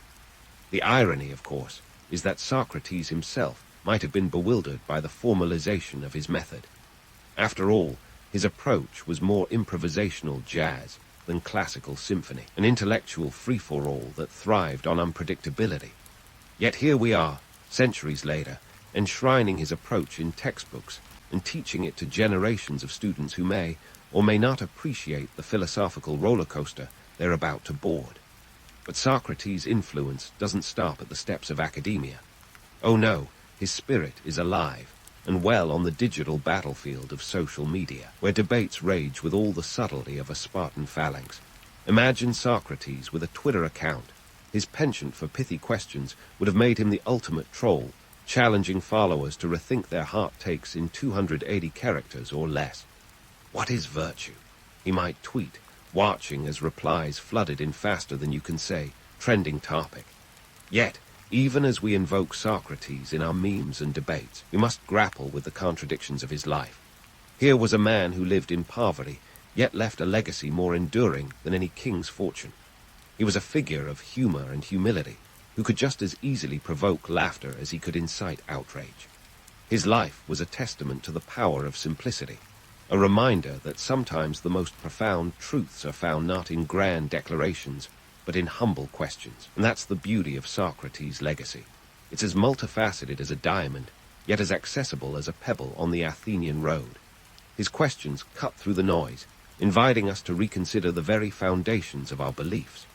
Whether in a dusty agora or a bustling digital forum, Socratic inquiry challenges us to embrace uncertainty and seek wisdom, even when it means dismantling our most cherished assumptions. As we wrap up this odyssey through Socratic thought, let's not forget the economic realities that shaped his world. Athens may have been the cradle of democracy and philosophy, but it was also a city beset by financial woes and political strife. In a society where wealth was equated with virtue, Socrates' disdain for material possessions was nothing short of revolutionary. He taught that true richness lay in the pursuit of knowledge, a currency that couldn't be devalued by war or economic collapse. And so, Socrates' legacy endures, not as a static monument, but as a living dialogue that continues to evolve. He reminds us that the quest for truth is never-ending, that the answers we seek are often less important than the questions we dare to ask. In a world where certainty is as fleeting as the Athenian drachma during a financial crisis, Socrates' greatest gift may be his insistence that the unexamined life is not worth living. As we close this chapter on Socrates, remember that his story is far from over. It lives on in the classrooms, courtrooms, and comment sections where his method is wielded like a torch, illuminating the path to wisdom. He may have been silenced by hemlock, but his voice echoes through the ages, a testament to the enduring power of a well-posed question. And as we ponder his legacy, let's take a page from Socrates' book, or rather, from the books written about him, and continue to question, to think, and to seek the truth, no matter how uncomfortable it might be. In the grand theater of ancient history, where pyramids stand as silent sentinels to the past, the pharaohs of Egypt were the headliners, and oh, what a show they put on. The story begins around 3100 BCE, a time when the word epic wasn't just a buzzword, but a way of life. The pharaohs didn't just emerge from the sands fully formed as the quasi-divine rulers we know them, as they rose from a complex web of geography, economics, and a little bit of clever marketing. Let's set the stage with the Nile, the lifeline of Egypt. Stretching over 100 miles, this mighty river was the ancient equivalent of the superhighway and supermarket rolled into one.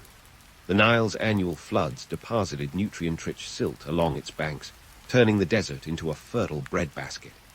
This natural irrigation system was the unsung hero behind Egypt's agricultural might, allowing the civilization to flourish and feed its burgeoning population. Forget the idea of toiling in barren lands. The Egyptians had a pretty sweet setup, with the Nile doing most of the heavy lifting, making it possible for them to focus on more important things, like building monumental tombs. Now, here's where things get interesting. As the food surplus grew, so did the population, and with more people came the need for organization. Enter the pharaohs, who were more than just kings. They were the linchpins holding the entire society together. But let's not romanticize them as benevolent rulers sitting on their thrones, doling out wisdom. This was a power play, pure and simple. The first dynasty kicked off around 3100 BCE, when Nama, a king of Upper Egypt, decided it would be a good idea to conquer Lower Egypt and unite the lands. A bold move, but not without its perks. More land, more resources, and importantly, more people to tax. And here's where the ancient PR machine comes into play. Pharaohs were marketed as living guards, intermediaries between the heavens and earth. This celestial branding wasn't just for show. It was a crucial component of their rule. By positioning themselves as divine, pharaohs justified their absolute power and quelled dissent. After all, who would argue with a god? The peasants might grumble about taxes or labor demands, but questioning a deity's decisions, that was a one-way ticket to an unpleasant afterlife. But before you start thinking being a pharaoh was all divine parties and eternal glory, let's sprinkle in some reality. The truth is, managing a kingdom wasn't exactly a walk by the Nile. The pharaohs had to deal with everything from bureaucratic inefficiencies to potential revolts. They were tasked with ensuring the Nile's floods were managed properly, which was a bit of a gamble since Mother Nature doesn't always RSVP. Plus, they needed to maintain the complex social hierarchy that kept the wheels of Egyptian society turning, from priests to scribes to the workers who actually built those legendary monuments. Speaking of monuments, the pyramids weren't just vanity projects, they were economic engines. Constructing these colossal structures required a massive workforce, which kept the economy humming and provided a form of social security during the off-season of farming. It was a win-win scenario. The pharaohs got their grand tombs, and the workers got employment and food. But let's not kid ourselves into thinking these workers were all volunteers swept away by patriotic fervor. Many were conscripted laborers, fulfilling their duty under the watchful eye of their god king, driven by a mix of faith and obligation. The role of the pharaoh as a god king might sound like the ultimate job, but with great power came even greater expectations.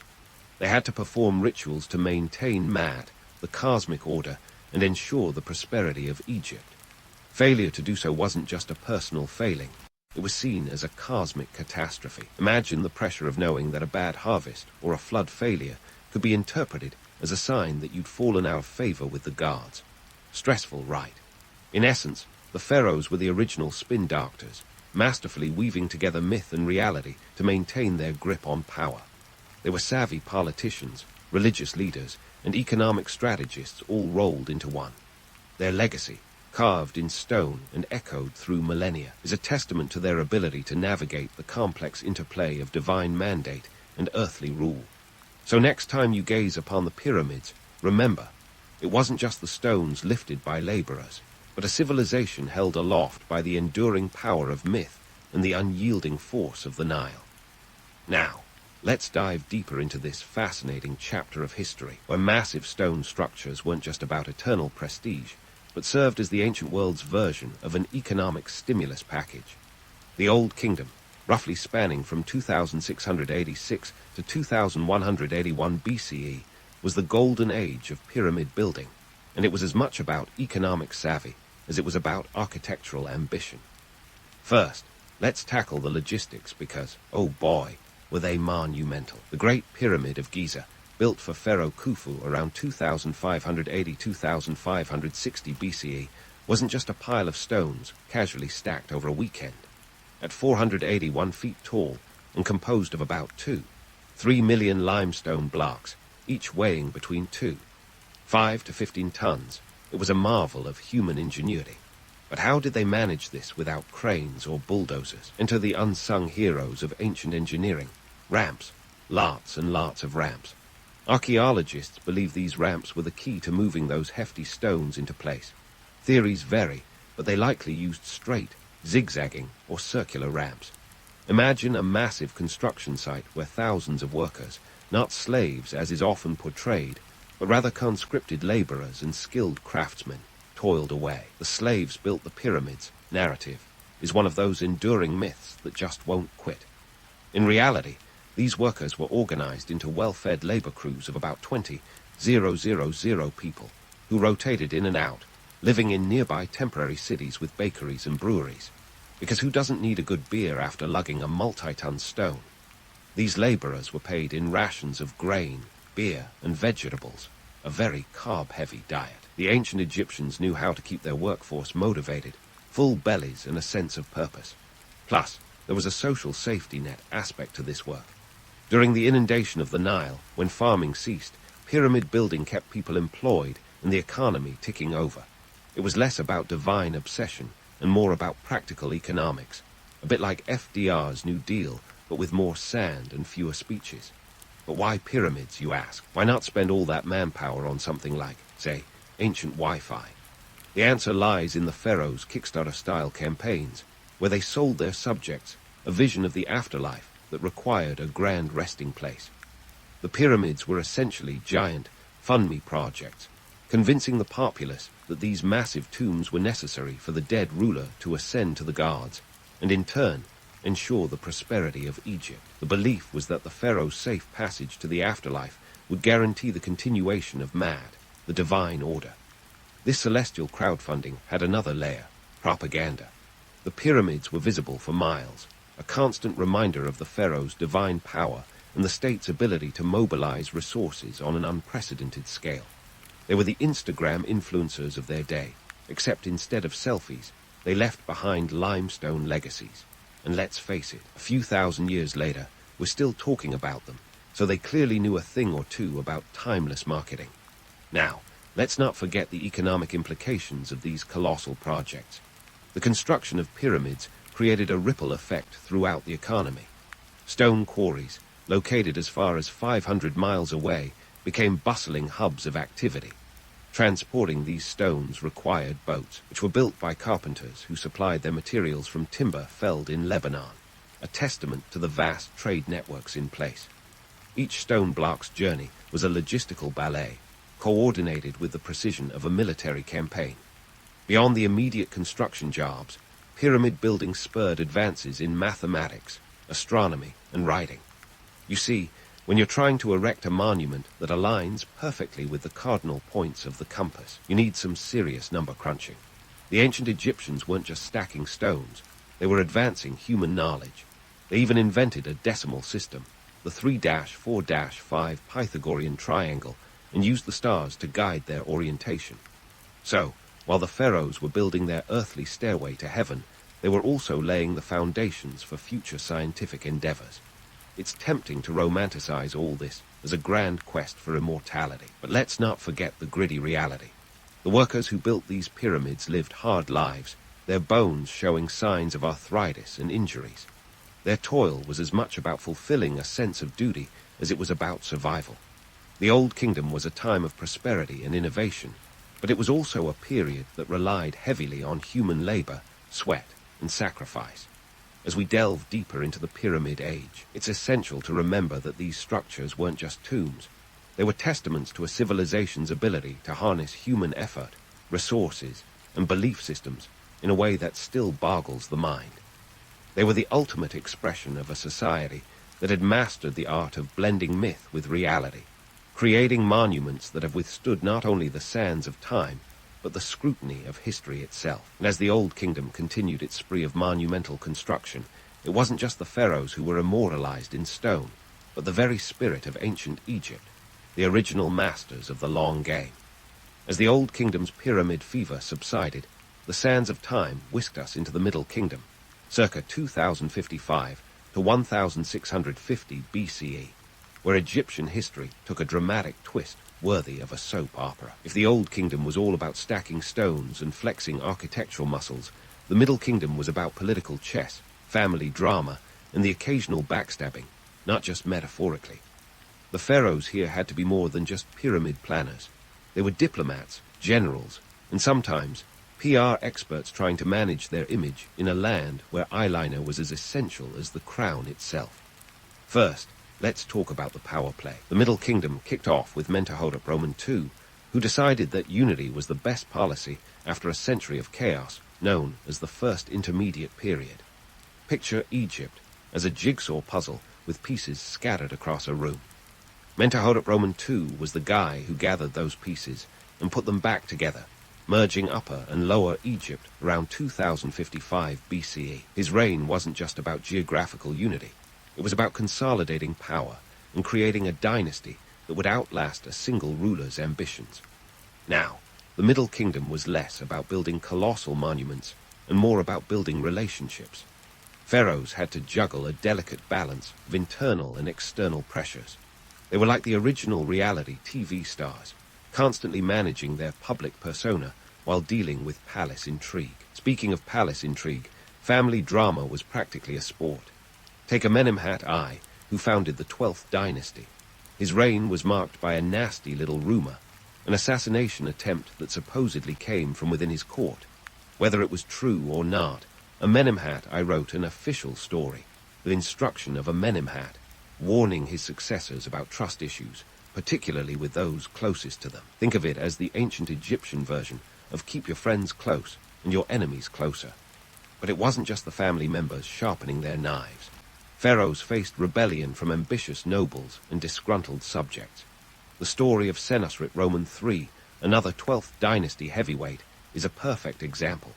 Known for his military campaigns, especially against the Nubians, Senusrit Roman III wasn't just wearing his battle helmet for style. He fortified Egypt's southern border, built fortresses, and went on the offensive, ensuring that any would-be rebels thought twice before challenging his authority. His reign was marked by a level of centralization that would make even the most organized bureaucrat proud. Senusrit Roman III approach was all about leaving a legacy of order, even if it meant being a bit of a control freak. Now, let's not ignore the economic side of things. Ruling Egypt wasn't just about who wore the fanciest headdress. It was about managing resources and ensuring the wealth flowed like the Nile during a good flood. The pharaohs realized that trade was their ticket to prosperity.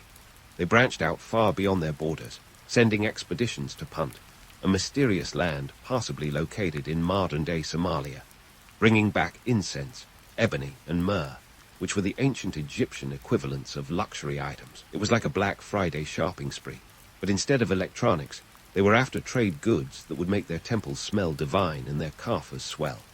And speaking of coffers, let's dive into the costs of ruling Egypt. You can't run a kingdom without keeping everyone happy, or at least content enough not to revolt. The pharaohs had to maintain an army, pay scribes, fund religious ceremonies, and yes, keep those eyeliner supplies well stocked. The ancients weren't just slapping on makeup for vanity. It was believed to have magical properties that protected them from evil.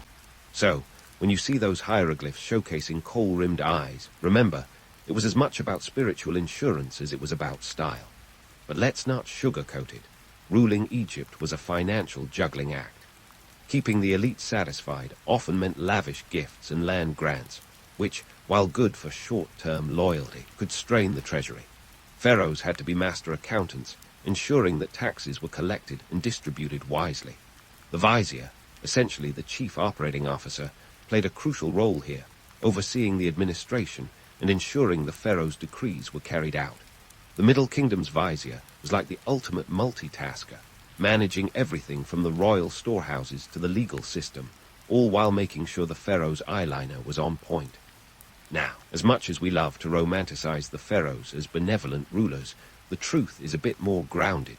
They ruled with an iron fist when necessary, and their divine status meant they could be as ruthless as the gods they claimed to be. But their power wasn't just about fear. It was also about maintaining mad, the concept of cosmic order and balance. This was more than just a philosophical idea. It was a political tool. By presenting themselves as the guardians of mad, pharaohs justified their rule and kept the chaos at bay. Yet, the Middle Kingdom wasn't just about pharaohs flexing their muscles. It was a time of cultural renaissance. Literature flourished, with texts like the Tale of Sinu capturing the imagination of the people. This story of a high-ranking official who fled Egypt only to return years later became a classic, offering insights into the values and social norms of the time. It was the ancient Egyptian equivalent of a bestseller, proving that even in a time of political intrigue, art and storytelling thrived. As the Middle Kingdom drew to a close, Egypt faced new challenges. The rise of the Hyksos, a foreign dynasty that took control of parts of Egypt, marked the beginning of another turbulent period. But let's not get ahead of ourselves. There's more drama to unfold in this ancient saga.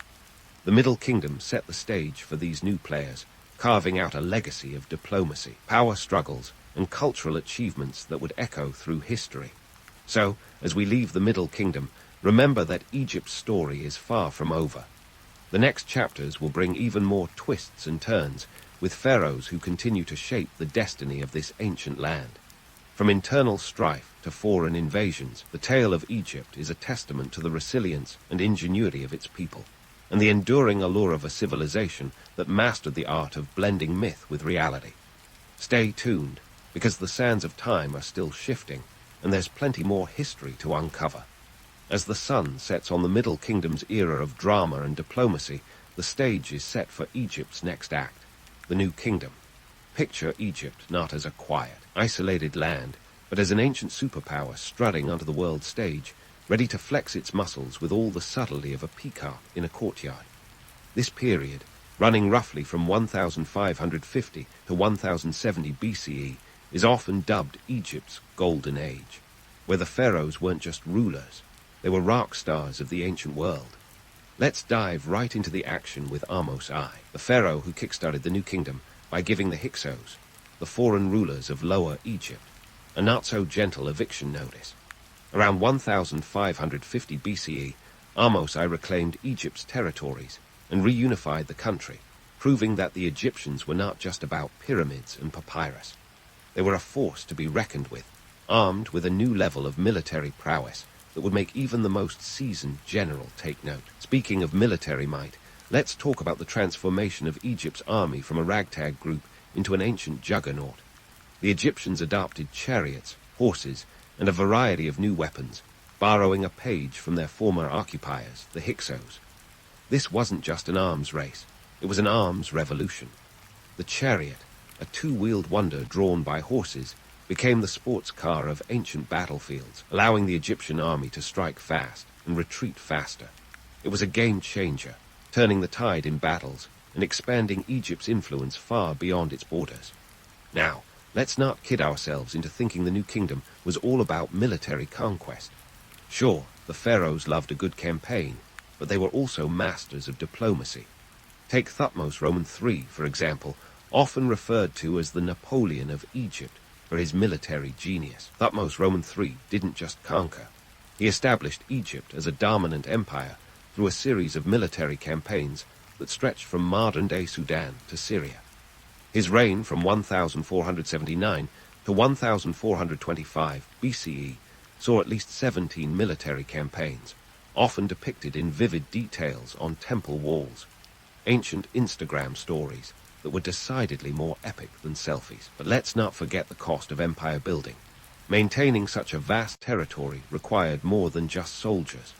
Diplomacy became Egypt's secret weapon, with pharaohs sending envoys and gifts to neighboring kingdoms, ensuring peace through alliances, marriages, and treaties. This wasn't just about creating a buffer zone. It was about establishing Egypt as the hub of culture and power in the ancient world.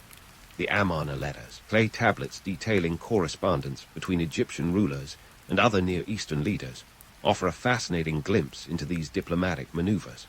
They're like the ancient world's emails, minus the spam. Amidst this backdrop of conquest and diplomacy, the New Kingdom also saw immense cultural and architectural achievements. The temples at Karnak and Luxor were expanded, showcasing the pharaoh's divine right to rule. These weren't just religious sites, but statements of power and wealth. The mortuary temple of Hatshepsut, one of Egypt's few female pharaohs, stands as a testament to her unique reign. Hatshepsut, ruling from 1479 to 1458 BCE, was a master of image management, often depicted in male regalia to assert her authority in a patriarchal society. She sent a trading expedition to Punt, returning with goods that fueled Egypt's economy and her legacy. And then there's Amenhotep Roman III, whose reign, 1390-1352 BCE, was marked by unprecedented wealth and splendor. He married a foreign princess, Tiai, a move that wasn't just romantic but strategic, cementing alliances and ensuring a steady flow of resources. Amenhotep Roman III commissioned over 250 statues and numerous building projects, including the Colossi of Memnon, two gigantic stone statues that still stand today, whispering tales of Egypt's golden era to the desert winds. But hold onto your headdresses, because the New Kingdom wasn't all grandeur and glory. Enter Akhenaten, the pharaoh who decided that the old gods were so last season. Around 1353 BCE, he launched a religious revolution, promoting Aten, the sun disk, as the sole deity. Akhenaten's monotheism was as revolutionary as it was controversial, causing upheaval and resentment among the priesthood and populace. He even moved the capital to Akhetaten, modern-day Amarna, constructing a city that would later become a ghost town. His reign was like a reality show that didn't quite stick the landing. Akhenaten's son, the famously enigmatic Tutankhamun, stored the old gods but died young, leaving behind a tomb that would capture the world's imagination in the 20th century. His short reign, 1332-1323 BCE, might not have been historically significant, but his burial treasures, discovered almost intact in 1922, turned him into a posthumous celebrity. Talk about peaking after death. Fast forward a bit to Ramses Roman II, or Ramses the Great, who ruled from 1279 to 1213 BCE. If there was a Hall of Fame for pharaohs, Ramses Roman II would be the headliner. Known for his military exploits, monumental construction projects, and a penchant for self-promotion that would make any influencer blush, Ramses Roman II expanded Egypt's empire to its zenith. His showdown at the Battle of Kadesh against the Hittites in 1274 BCE is one of history's first recorded battles.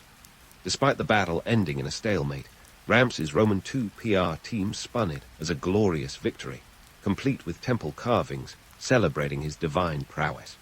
Yet, Ramses Roman II's reign also sowed the seeds of decline. His ambitious building projects, including the temples at Abu Simbel, were costly, stretching Egypt's resources to the brink. Ramses Roman II fathered over 100 children, and while that might sound impressive, it created a succession crisis that weakened the royal lineage. His legacy was a double-edged sword, a testament to Egypt's might but also a reminder of its vulnerabilities.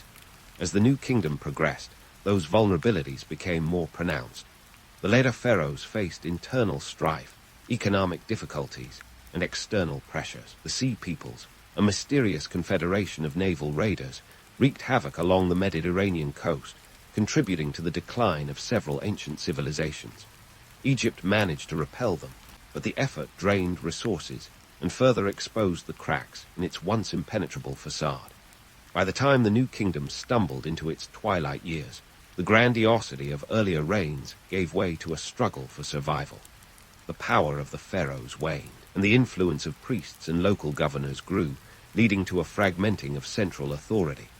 The once mighty empire, which had stretched its influence across continents, was now a shadow of its former self, beset by internal divisions and external threats.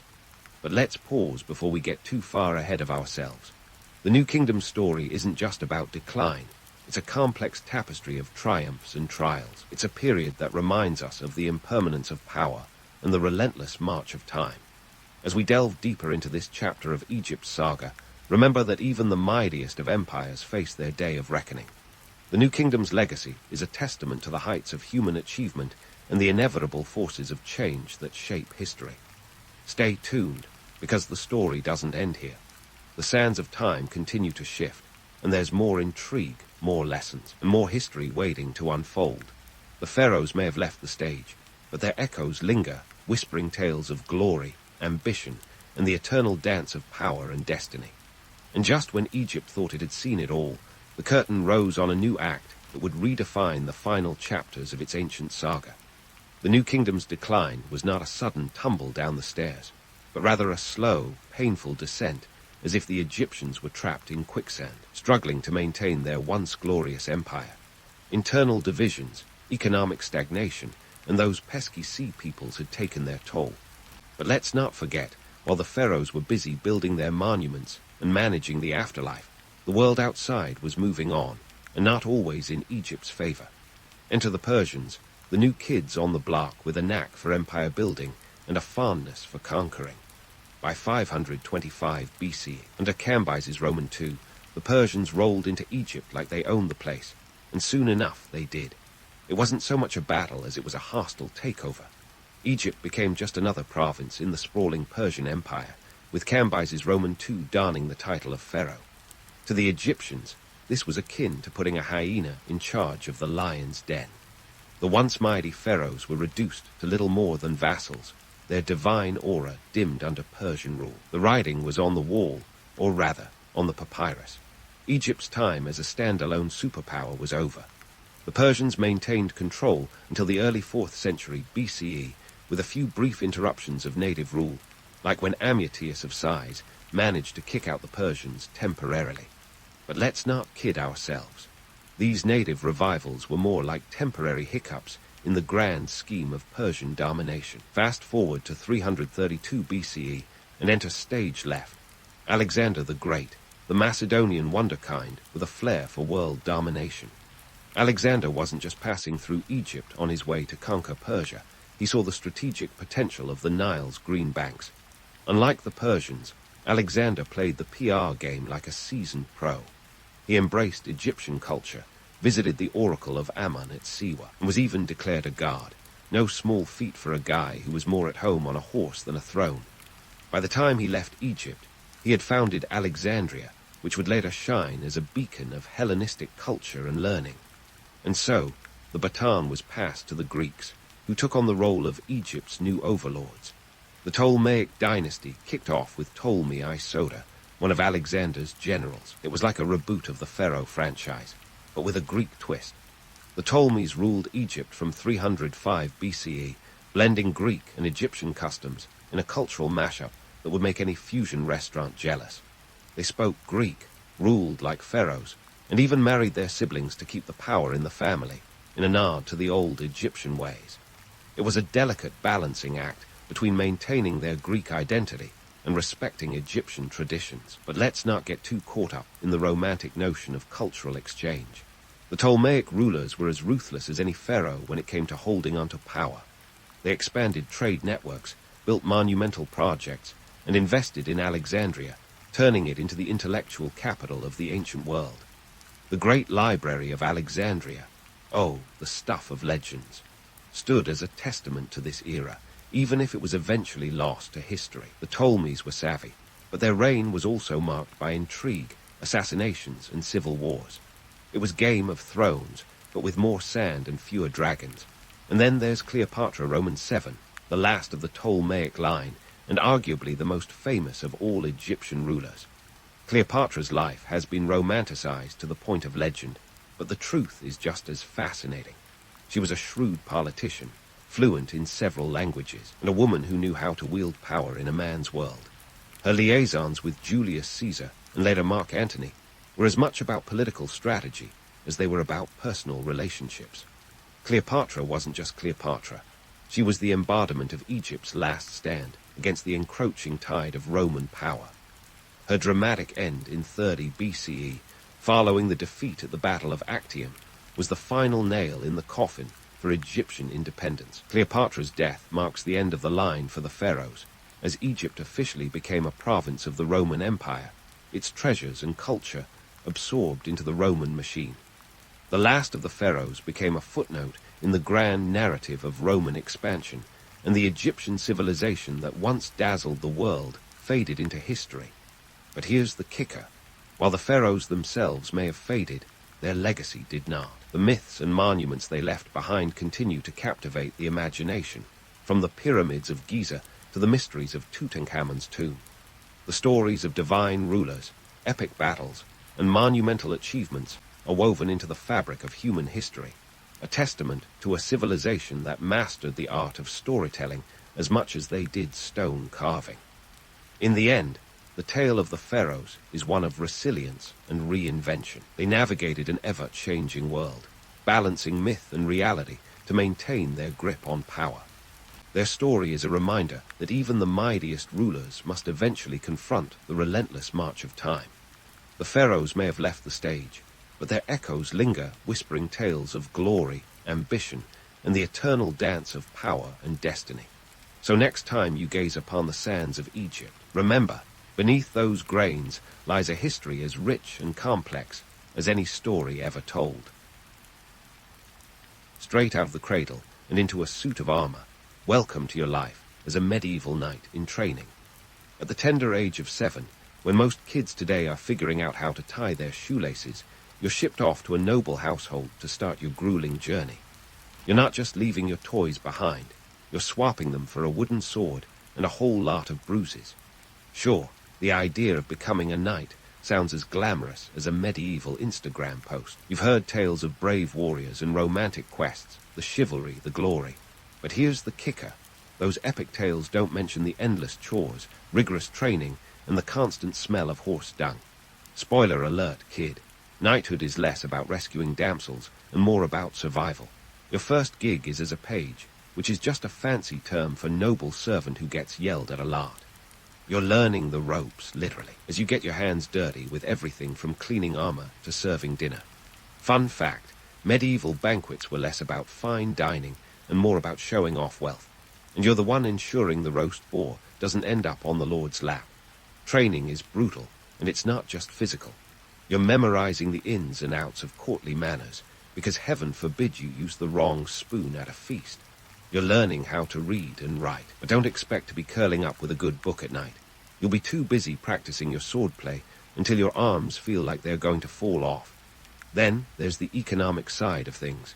Being a knight isn't cheap, and it's not like you can pick up a part-time job at the medieval equivalent of Starbucks.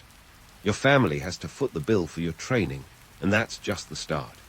Once you're finally dubbed a knight, a process that can take up to 14 years. By the way, you'll need armor, and not just any armor, but a custom-made suit that costs the equivalent of a luxury car today. A full suit of armor could run upwards of £40 sterling, a steep price when the average peasant is earning mere pennies a day. And don't even get me started on the horse. A warhorse, or destrier, is like the Ferrari of medieval times. You're looking at another small fortune just to get one of these beasts. Plus, you've got to feed and stable it.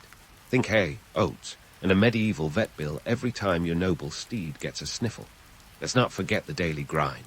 Your routine is a paradox of monotony and mayhem. Dawn finds you waking up in a cold stone hall with a breakfast that's more gruel than gourmet. Then it's straight into the training yard where you'll spend hours fighting with wooden swords, because apparently no one trusts you with the real thing just yet. Afternoons are for riding lessons, because if you can't stay on your horse, you're not going to last long in battle. And let's be clear, these aren't the kind of pony rides you get at the fair. They're more like medieval NASCAR, with a lot more mud and fewer safety regulations. When the sun sets, you're not off the hook. There's armor maintenance, because nothing says knight in shining armor like rust. You're polishing and oiling, making sure your gear is ready for the next day. It's a relentless cycle, like Groundhog Day with Chainmail. Now let's talk chivalry. This is the romantic ideal that knights live by, a code of honor, bravery, and courtesy. Sounds noble, right? Except chivalry is about as real as a dragon in the moat. Sure, knights were expected to protect the weak and uphold justice, but the reality was more Game of Thrones than Camelot. You're as likely to find yourself plundering a village as defending it, because, let's face it, your lord has debts to pay and armies don't fund themselves. And while we're debunking myths, let's address courtly love. You know, the idea of pining for your lady fair from afar, riding sonnets while staring at the moon. It's a nice thought, but in reality, marriages are more about alliances and property than passion. Your love life is dictated by politics, not poetry. So there you have it. The life of a knight is a mix of sweat, mud, and the occasional glory. You've got your work cut out for you. But hey, at least you'll have some killer calves from all that riding. Just remember, every knight started as a squire, and every squire a page. It's a long road to knighthood, paved with a whole lot of hard knocks. But if you make it through, you'll join the ranks of history's most storied warriors. Just don't expect a fairy tale ending. While you're polishing that helmet for the umpteenth time, let's take a moment to reflect on the glamorous finances of knighthood, or rather, the lack thereof. Picture this. A knight is essentially a medieval version of a luxury brand ambassador, but without the perks of free swag. You need cash to flash, and not just for that shiny armor. There's a whole medieval economy to navigate, and let me tell you, it's as treacherous as any battlefield. First up, let's talk about the armor. That suit you're sweating over. It's more than just an outfit. It's your ticket to the big leagues. But here's the kicker. Maintaining it is like owning a sports car that rusts every time it sees a cloud. You need oil, tools, and time, lots of it. And it doesn't stop there. Every dent from a jousting tournament means shelling out more silver for repairs. We're talking the medieval equivalent of a mechanic's bill, and no, your lord isn't footing that. Now, let's saddle up and ride into the realm of horses. Your destrier, the medieval Ferrari we mentioned, doesn't run on air. A warhorse isn't just a pet, it's a full-blown investment. You're forking out for feed, stabling, and don't forget the blacksmith's fee for shoeing those hooves. Each shoeing session can set you back a few shillings, which adds up faster than you can say, joust. Speaking of investments, once you're fully kitted out, the real challenge is keeping the coins flowing. Knights weren't exactly pulling in a steady paycheck. Sure, you might get a nice little manor from your lord if you're lucky, but that's more like a rental property than a cash cow. You've got taxes to worry about. Yes, even back then, you couldn't escape them. Feudal obligations mean you owe military service and possibly a portion of your harvest, leaving your coffers rattling emptily. Enter the medieval side hustle, plundering. Campaigns were as much about glory as they were about grabbing whatever wasn't nailed down. You're not just fighting for honor, you're in it for the spoils. A successful raid could net you everything from livestock to loot, and let's not forget the ransom game. Capture a noble enemy, and you could demand a hefty price for their release. It's the ultimate get-rich-quick scheme, assuming you survive the battlefield. But hold your horses, because here's where the paradox kicks in. To keep your status as a knight, you need wealth. Wealth to fund your gear, your campaigns, and occasionally, knight-sized ego. Yet the very nature of your profession is a gamble. Wars aren't won every day, and when they are, you're dividing the spoils among your fellow knights, and of course, the lord who bankrolled the whole affair. It's a medieval gig economy with no guarantees. Let's not forget the toll of this lifestyle on your financial health. The medieval economy wasn't exactly a well-oiled machine. Inflation, poor harvests, and the Ard Plague could send your finances spiraling. You might find yourself mortgaging your lands or pawning family heirlooms to stay afloat. Knights often ended up in debt, living a precarious existence on the edge of financial ruin. Being a knight was as much about managing money as it was about mastering swordplay. Now, let's debunk a juicy myth, the notion that all knights were rolling in riches. Sure, some were wealthy landowners, but many were just scraping by. It's like assuming every Hollywood actor has a mansion in Beverly Hills. The reality was a broad spectrum, with plenty of knights living paycheck to paycheck, or in their case, plunder to plunder. In this cutthroat world, alliances were crucial. Marriages were strategic moves, often aimed at securing land or wealth, rather than love. Your family's fortune could hinge on your ability to marry well, and not in the romantic sense. It's a medieval monopoly game where every move counts, and one bad roll could leave you bankrupt. So, as you prepare for another day of bruises and blisters, remember that the road to knighthood is paved with more than just glory. It's a delicate balance of bravery and bookkeeping, of valor and valuation. You're not just wielding a sword, you're juggling finances, fighting for survival in a world that demands both courage and cunning. And who knows, maybe today's the day you'll capture a wealthy noble and score that ransom payday. But until then, keep polishing that armor and hope for a windfall, or at least a decent loot from the next skirmish. As you dream of capturing that elusive wealthy noble for a hefty ransom, let's pivot to the political chessboard, where you, dear knight, often find yourself as little more than a pawn. Welcome to the medieval world, where allegiances are as stable as a house of cards in a windstorm, and your fate is frequently decided over a goblet of wine in a drafty castle. Let's talk power plays and the grand spectacle of war. Take the 100 Years' War, for instance, a misnamed jerk of a conflict that actually lasted a mind-bending 116 years. Imagine generations of your family stuck in this seemingly endless loop of England versus France, a conflict so prolonged it outlived several kings, who each had their own whims and fancies to contend with. For you, the knight, this means a lifetime spent jumping from one battlefield to another, all at the behest of monarchs who see you as little more than a line item on their military budget. And here's the kicker. As a knight, you're not just swinging your sword for glory or some romantic notion of national pride. No, you're fighting because the king said so, and he's got the power. And more importantly, the lands, to keep your stomach, and that of your trusty steed full. In the backdrop of this epic struggle, you're often caught in the crossfire of shifting allegiances. The Black Prince, Edward of Woodstock, might be your hero today, but get on the wrong side of political intrigue, and tomorrow you could find yourself fighting for the very enemy you once swore to vanquish. It's like being on a medieval roller coaster, where the only thing you can count on is the nausea. Speaking of allegiances, let's not forget the War of the Roses, a dynastic drama that could give any modern-day soap opera a run for its money. This series of bloody battles was essentially a family feud on steroids, with the houses of Lancaster and York duking it out for the English throne. As a knight, you're thrust into this mess, pledging loyalty to one house only to see fortunes change faster than the blink of an eye. 1 minute, you're riding high with the victorious side, and the next, you're scrambling to explain why you were caught wearing the wrong color rose. Talk about a fashion faux pas. In these larger power struggles, knights were often used and abused by the nobility. You were expected to provide military service in return for land and protection, but woe to you if you found yourself on the losing side. Your lands could be confiscated, your family displaced, and your reputation tarnished faster than you can say. I'll switch sides. It's a precarious existence where your livelihood and legacy hinge on the whims of the powerful.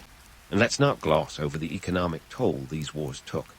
The 100 Years' War was famously expensive, leaving both England and France on the brink of financial ruin. This meant higher taxes, more levies, and increasingly desperate measures to fill the royal coffers. For knights like you, it meant more military campaigns with fewer spoils to go around. The glory days of plundering and ransoms were fading, replaced by a harsh reality where the price of war was borne on your weary shoulders. The political landscape wasn't just an abstract backdrop. It was a tangible force that shaped every aspect of your life. Every decision made in the royal court trickled down to you, whether it was a new tax to finance the king's latest folly or a summons to join yet another campaign. Your life was a constant balancing act, trying to maintain favor and navigate the treacherous waters of court intrigue. For all the romanticism of knighthood, the reality was a relentless grind, dictated by forces far beyond your control. You were a cog in a much larger machine, fighting battles that weren't your own and caught in a game where the rules changed on a whim. And yet, despite the chaos and uncertainty, you persisted, driven by the hope of glory, honor, and perhaps a little bit of legacy to call your own. So as you polish that armor and prepare for the next twist of fate, remember that being a knight was never just about the battles fought on the field. It was about surviving the political labyrinth, navigating shifting loyalties, and keeping your head above water in a world that seemed determined to pull you under. The tales of heroism and chivalric deeds may be the stuff of legends, but the reality was a bit more gritty, a testament to endurance in the face of unpredictability. And with that, keep your sword sharp, your loyalties flexible, and your wits about you, because tomorrow's battlefield might be against a foe you once called friend. As you ready yourself for another day of medieval melodrama, let's dive into the colorful chaos of chivalric codes and social expectations. Picture the chivalric code as the medieval equivalent of a celebrity's Instagram persona, all shiny ideals and inspirational quotes, but behind the scenes, it's chaos and coffee stains.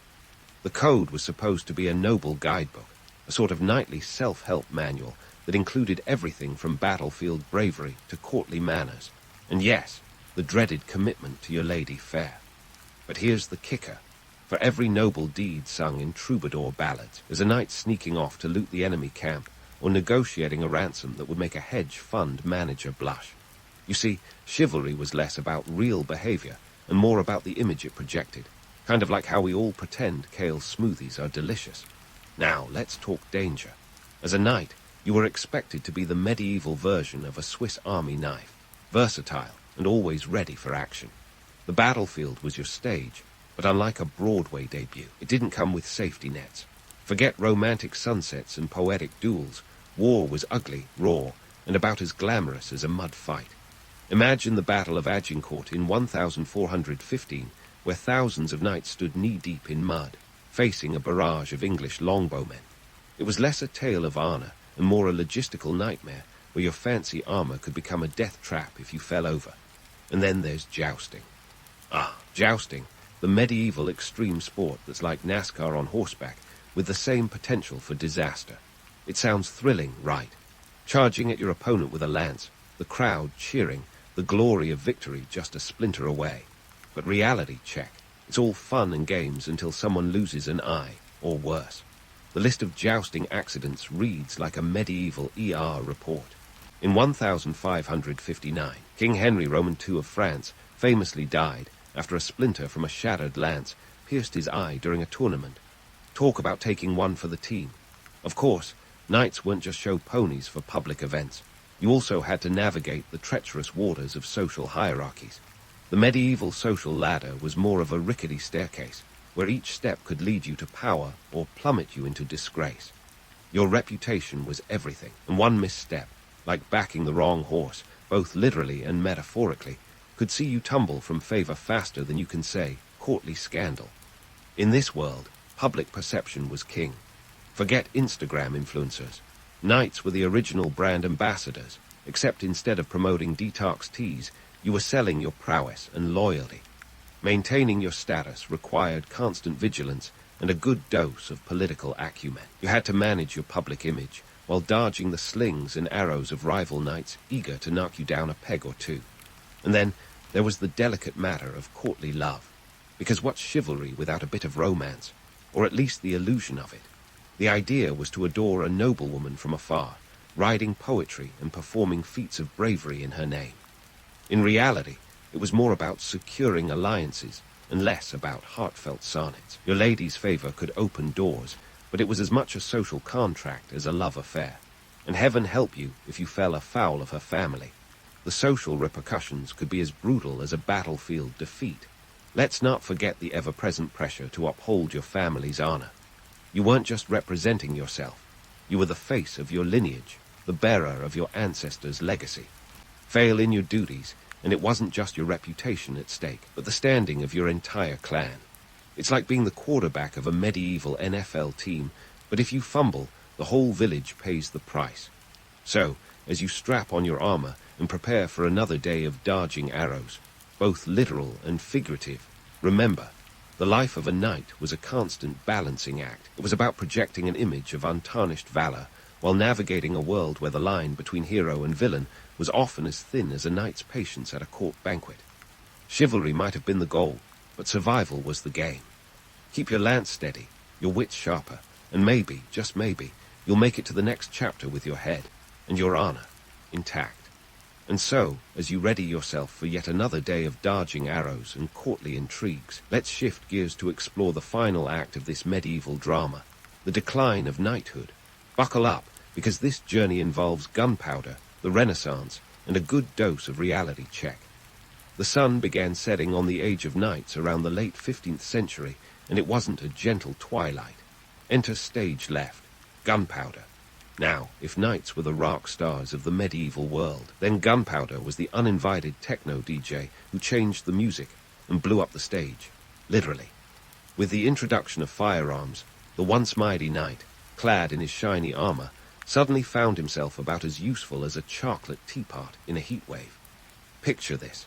A musket ball could pierce armor from 100 yards away, rendering your painstakingly maintained metal suit about as protective as a paper bag. The Battle of Agincourt in 1415 already hinted at this shift, with English archers decimating the French cavalry. But by the 16th century, the writing was on the wall, knights were out, and gunpowder was in. Castles, those medieval fortresses of might, crumbled under cannon fire, changing the landscape of warfare more permanently than a medieval makeover. But it wasn't just about the bang. Rise of professional armies also played a part. Unlike knights, these soldiers weren't tied to land or feudal obligations. They were paid professionals, ready to fight for whoever had the deepest pockets. It was a real shake-up, like turning the medieval world into a mercenary marketplace. And let's face it, when your job can be done by someone who doesn't require a lifetime of training and an entire estate's income, your days are numbered.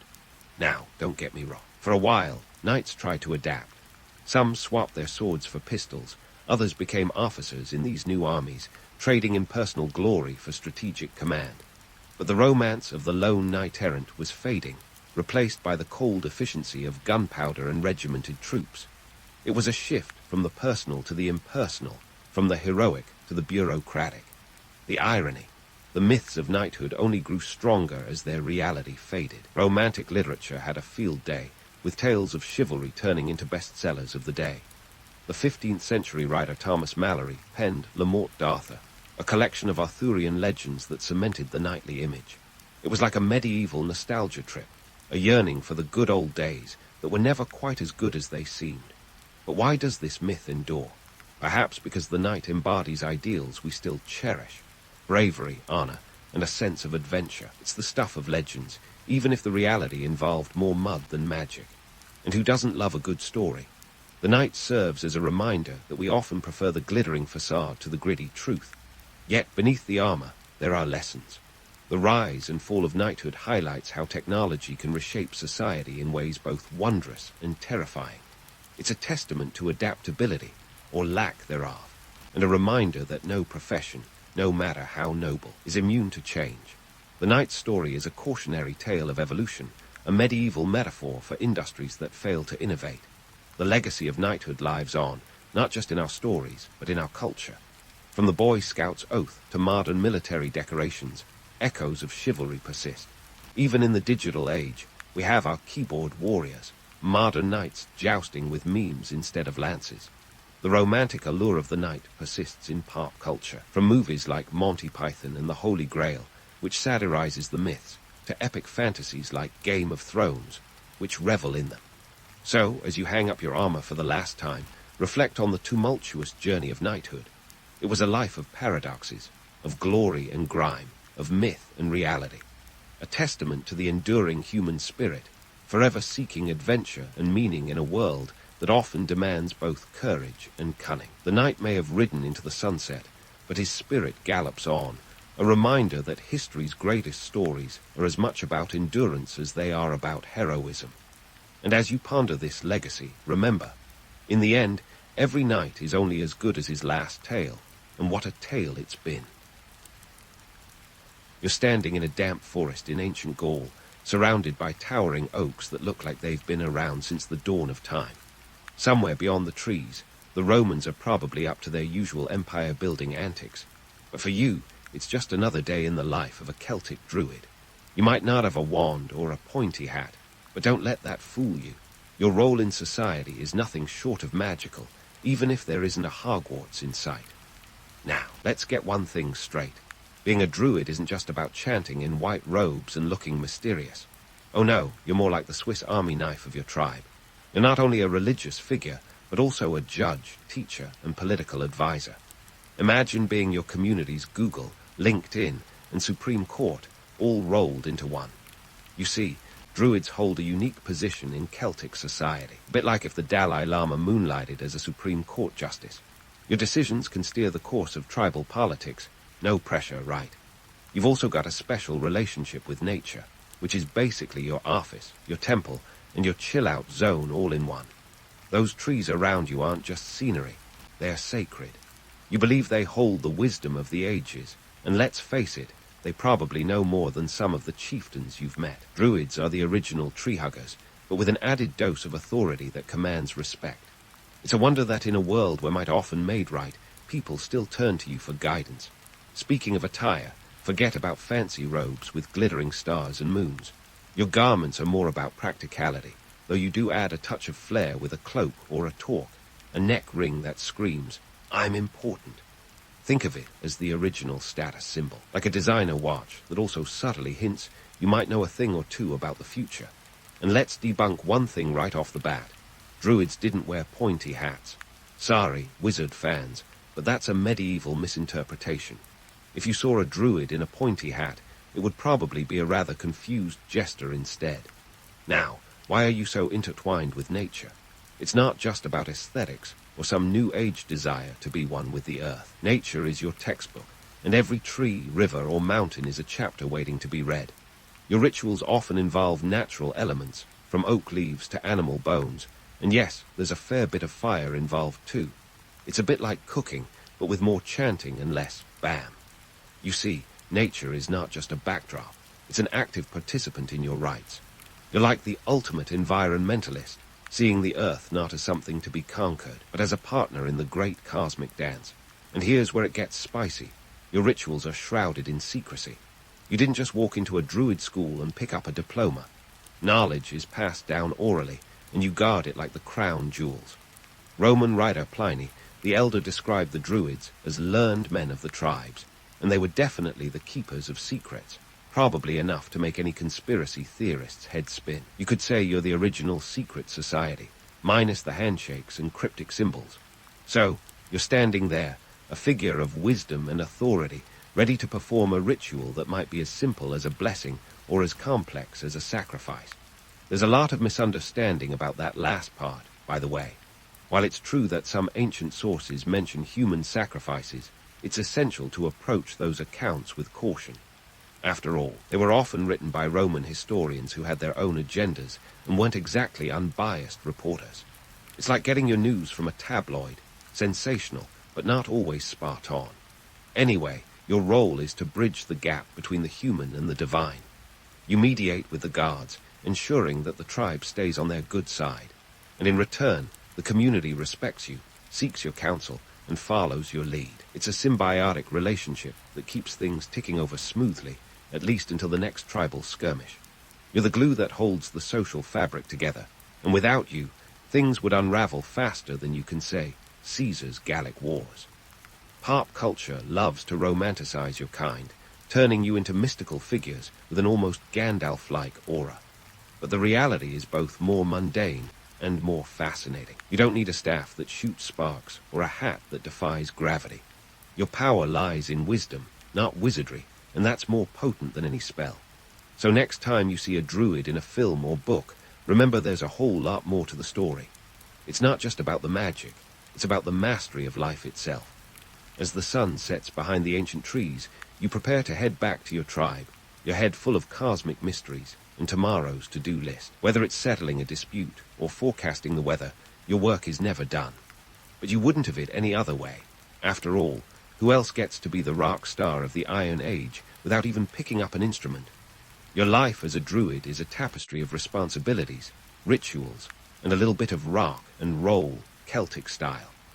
As the sun dips below the horizon and the silhouettes of those ancient oaks fade into the twilight, let's shift gears from the daily drudgery of druid life to something a bit more festive, the Celtic calendar.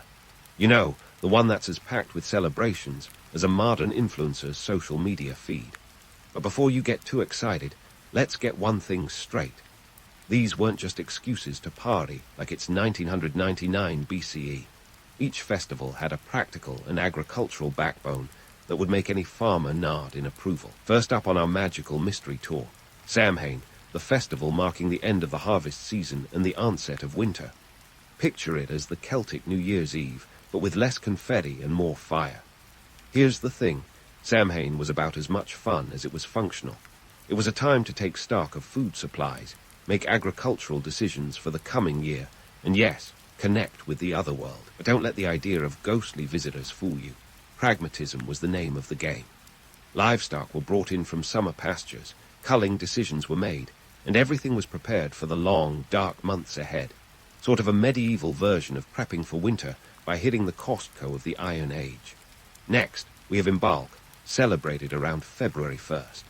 This was a light at the end of winter's tunnel, a time to honor Brigid, the goddess of fertility and poetry. It's like a cross between Groundhog Day and a fertility rite. Farmers would divine the weather for the coming season, and if that sounds like a roll of the dice, it's because it was. But hey, when you're a druid, reading the signs of nature is part of the gig. Imbolc was also a time of cleansing and renewal, with bonfires and feasts to boot. Think of it as an ancient spring cleaning meets a celestial pep rally. Then there's Beltane, the festival that marks the beginning of summer. Celebrated around May 1st, Beltane was all about fertility, both for crops and humans. If Imbolc was a whisper of warmth, Beltane was a full-throated shout of exuberance. Fires were lit to protect cattle from disease and ensure a bountiful harvest. And yes, there were rituals that could make even today's reality TV look tame. But again, don't be fooled by the fiery festivities. This was about ensuring survival, not just having a good time. It was like a strategic plan wrapped in a celebration. Finally, we have Lugnasad, held on August 1st, marking the start of the harvest season. Named after the god Lug, this festival was essentially a big thank you note to the land. It was a time for athletic competitions, trading, and feasting on the first fruits of the harvest. Lugnasad was a bit like Thanksgiving, but with a lot more running and jumping. It was a celebration of community and cooperation, as tribes came together to trade goods and stories alike. Here's a fun fact. Even in ancient times, people knew the value of networking. Now, let's address the elephant, or should I say bonfire, in the room. Were druids really the life of the party? Sure, they were at the center of these celebrations, but their role was more akin to a modern-day planner and less like a festival headliner. They made sure the rituals were performed correctly, read the omens, and kept the social and cosmic orders in balance. So, while they may have been the ones lighting the bonfires, they weren't necessarily the ones dancing around them. More like the DJs of antiquity, they set the rhythm without joining the marsh pit. And about those omens, there's a myth that druids were just ancient meteorologists with a penchant for the dramatic. While weather forecasting was part of their repertoire, It was about more than predicting if it would rain on your parade. Druids interpreted the natural world to guide their communities, making decisions that could mean the difference between a feast and famine. That said, some of their predictions might have been about as reliable as your local weatherman's, but they were certainly taken more seriously. But here's the twist. The Druids' influence extended beyond these seasonal shindigs. They wielded power in legal matters, acted as diplomats, and even ran what we might call schools, where knowledge was passed down orally. In a world where written language was scarce as hen's teeth, they memorized everything. It's like having a library in your head, only without the late fees. This made them indispensable, and perhaps a little intimidating. You didn't just mess with a druid unless you wanted a lesson in humility or history. So, as you stand there amidst the flickering flames of a Beltane bonfire, feeling the heat and energy of an entire community united in purpose, remember that these festivals were more than simple celebrations. They were a complex blend of practicality and spirituality, a calendar that reflected both the cycle of the seasons and the cycle of life. They were the social glue that held tribes together, a reminder that even in the harshest times, there was something to celebrate. And while the Druids might not have been the life of the party, they were undoubtedly its heart and soul, weaving together the strands of myth, ritual, and reality in a tapestry that has endured through the ages. So, next time you hear about Druids dancing in the moonlight, remember, they were balancing the cosmos above and the crops below, even if they did it with a knowing smile and perhaps a raised eyebrow. Speaking of dancing in the moonlight, let's unravel some of those moonlit tales surrounding the Druids that have been spun tighter than a Celtic knot. You've probably heard the whispers, ritual sacrifices, arcane divinations, and maybe even a touch of necromancy for good measure. But how much of it is fact, and how much is the result of Roman writers like Julius Caesar spinning a yarn to make their enemies seem as terrifying as possible? Spoiler alert. There's more here than meets the eye, and it's not all glow-in-the-dark paint and midnight chanting. First, let's dive into the juicy bits, the alleged human sacrifices. Yes, you heard that right. The kind of stuff that makes ancient history seem like a horror flick. The Romans, especially our pal Caesar in his Commentarii de Bello Gallico, loved to portray the Druids as bloodthirsty priests with a penchant for sacrifice. According to Caesar, the Druids would stuff their victims into giant wicker men and set them ablaze. Now, that's a bonfire party you definitely RSVP no to. But hold your pitchforks and torches. Let's dissect this claim.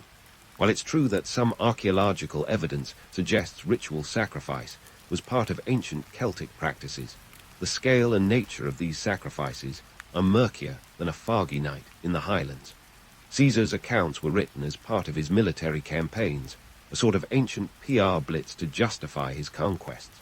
After all, it's easier to rally support for a war if you paint your enemies as barbaric heathens rather than folks just trying to get by right. Archaeological finds, like the preserved bodies in the bogs of northern Europe, do show signs of ritual killings. These bodies, like the famous Lindo man, provide intriguing evidence of sacrificial practices. But were these widespread, or were they sporadic events, possibly even voluntary offerings in times of great need, like a particularly dire harvest season? The Romans, with their flair for drama, likely amplified these tales to the max. It's like describing your neighbor's BBQ as a raging inferno when in reality it's just a couple of overcooked burgers. Next up, divination, Druid style. Forget crystal balls and tarot cards. Druids had their own, shall we say, unique methods. They were known to divine the future by observing the flight of birds, the rustling of leaves, or even the entrails of animals. It might sound gruesome, but in a world without Google calendars or weather apps, these practices were taken very seriously. Druids were the oracles of their time, offering guidance based on their interpretations of nature's signs. The Romans, of course, thought this was all hocus-pocus, but to the Celts, this was cutting-edge science. Now, you might be thinking, were the Druids really just ancient weathermen with an ominous twist? Well, not quite. While some of their methods might seem a tad eccentric by today's standards, they were deeply rooted in observation and tradition. The Druids' ability to predict seasonal changes or potential hazards was a lifeline for communities dependent on agriculture. They weren't just guessing if it would rain tomorrow. They were ensuring the survival of their people. And while the methods may have varied from entrails to cloud patterns, the intent was always the same: keep the tribe thriving. But why all the theatrics? Why the need for rituals that could easily out-drama a daytime soap? In a time when the natural world was as unpredictable as a plot twist in a Shyamalan movie, having a bit of showmanship was probably a smart move. It reinforced the Druids' authority and mystique, making them indispensable in a world with more uncertainty than a game of D&D. Plus, in a society where oral tradition was king, a good story was everything. The more dramatic the ritual, the more memorable it became, solidifying the Druids' role as the ultimate guardians of cosmic balance. Now, let's address the elephant, or rather the Caesar, in the room. Why did the Romans paint such a vivid, and often villainous, picture of the Druids? Simple: politics. By depicting them as savage and uncivilized, the Romans justified their campaigns as a civilizing mission rather than a land grab. It's a classic tactic. Villainize your opponent to make your actions seem noble. And it worked. The image of the Druids as wild-eyed sorcerers persisted, overshadowing their roles as judges, teachers, and wise men. It's like judging a book by its cover, or in this case, by its most sensational chapter. Yet, despite the Roman propaganda machine, there's an undeniable allure to the Druid mystique. The idea of a group of learned men, and possibly women, who held secret knowledge and communed with nature is captivating. It's the sort of romantic notion that keeps history buffs and fantasy authors alike up at night. But while the myths are tantalizing, the reality is far more grounded. The Druids were as much about practical wisdom as they were about mystical rites. They were the keepers of tradition, the mediators between the seen and the unseen, the tangible and the ethereal. So, as you ponder the image of Druids gathered under the moonlight, casting bones and peering into the future, remember that behind the legend lies a very real history. A history of a people navigating a world full of uncertainties, using every tool at their disposal to survive and thrive. Whether through sacrifice, divination, or diplomacy, the Druids were more than just mystical figures in flowing robes. They were the heartbeat of their communities, the conduits of continuity in an ever-changing world. And as we step back from the flickering flames of Roman tales and Druidic mysteries, remember that the truth is often stranger and more fascinating than fiction. The Druids, despite their dramatic reputation, were a testament to the human spirit's resilience and resourcefulness. In a time when life was as unpredictable as the weather, they were the steady hand guiding their people through the storm. And isn't that the real magic? Not the rituals or the sacrifices, but the ability to bring order to chaos, to find meaning in the madness. As we delve deeper into the Celtic world, let's not just look for the magic, but also for the mastery of life that made the Druids an enduring enigma. In the grand theatre of ancient Celtic life, the Druids were more than just actors in flowing robes and misty groves. They were the directors, producers, and occasionally the critics. Their influence stretched far beyond the mystical, deeply entrenched in the economic and political machinery that kept the tribal wheels spinning. Imagine a world where the currency isn't just gold or silver, but wisdom, counsel, and, let's not forget, a dash of intimidation. Now that's a power play worthy of a Game of Thrones subplot. Let's talk economics. The Druids, who seem to have a finger in every pie, had a vested interest in the prosperity of their communities. They advised on agricultural practices, ensuring that the crops weren't just plentiful, but sustainable. Think of them as early consultants, offering not just spiritual guidance, but practical advice on what to plant and when. They were the original sustainability experts, long before the term became a buzzword at your local organic market. But here's the kicker. The Druids didn't just give out advice for free. Oh no, their services came at a price. Maintaining their status required resources, and that meant that the tribes that benefited from their wisdom often paid in goods, land, or sometimes even livestock. In return, the Druids ensured that the political and economic stability of the tribe was maintained. They were like the ultimate insurance policy, with premiums paid in kind rather than cash. This symbiotic relationship meant that Druids wielded significant influence over tribal chiefs. Picture a chief about to make a crucial decision, perhaps on whether to go to war or form an alliance.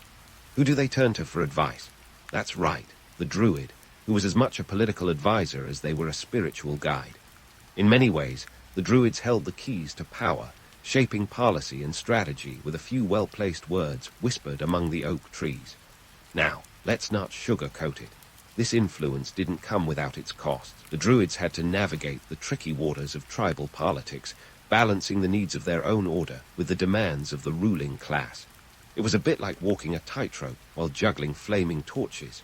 One wrong move, and it could all come crashing down. But the Druids were nothing if not shrewd, and they knew how to play the game. They were the ultimate political animals in a jungle of competing interests. But then, like an unexpected plot twist, the Romans arrived on the scene, and everything changed. The Roman invasion was like a seismic shift in the Celtic world. The Druids, who had once been the power behind the throne, found themselves marginalized as the Romans imposed their own governance structures. Suddenly, the Druids were no longer the go-to advisors. They were viewed as a threat to Roman rule. The Romans, with their fondness for order and control, couldn't fathom a group that operated outside their bureaucratic systems. And so the Druids, once indispensable, found themselves sidelined. This wasn't just a political maneuver. It was an existential threat to the Druidic way of life. The Romans, ever the pragmatists, knew that to conquer a people, you had to dismantle their power structures. And what better way to do that than to eliminate the Druids, the very glue that held Celtic society together? The Romans banned Druidic practices, attempting to erase their influence in one fell swoop. It was a classic case of divide and conquer, and it left the Druids scrambling to adapt to a new world order. But here's where things get interesting. Despite the Roman crackdown, the Druids didn't just vanish. They went underground, keeping their secrets alive in whispers and shadows.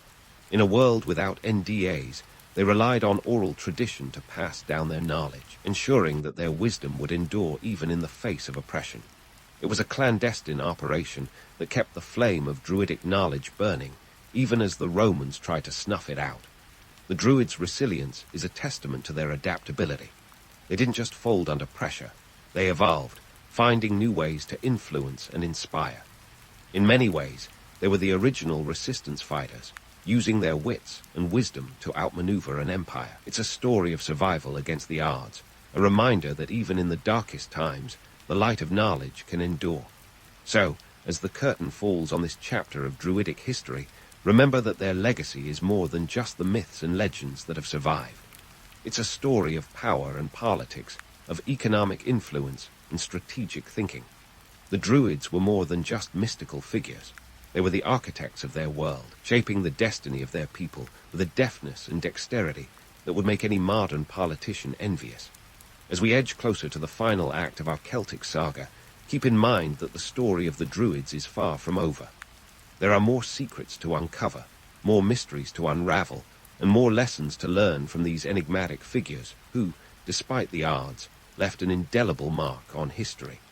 The Druids were masters of their time, and their influence echoes through the ages, reminding us that true power lies not in domination, but in understanding and harmony with the world around us. As we wrap up our Celtic saga, we find ourselves at the crossroads of legend and legacy, where the Druids' mystical allure meets the practical realities of their world. Let's face it, when you think of Druids, you might imagine bearded sages in enchanted forests, but their real magic was their ability to adapt and endure. So, how did they manage to etch their legacy into the annals of history, despite facing Roman legions and the sands of time? To start, let's consider the Druids' knack for adaptation. While the Romans were busy stamping their authority with roads and aqueducts, the Druids were mastering the art of cultural camouflage. They seamlessly blended Celtic traditions with new influences, a bit like a chameleon at a tie-dye festival. This cultural fluidity meant that even as the Romans attempted to squash their practices, the Druids managed to preserve their wisdom through oral tradition. It's like passing notes in class when the teacher's not looking, discreet but effective. This oral tradition wasn't just a quaint habit, it was a lifeline. In a world where the written word was as rare as a unicorn sighting, the Druids relied on memory and recitation to transmit their vast knowledge.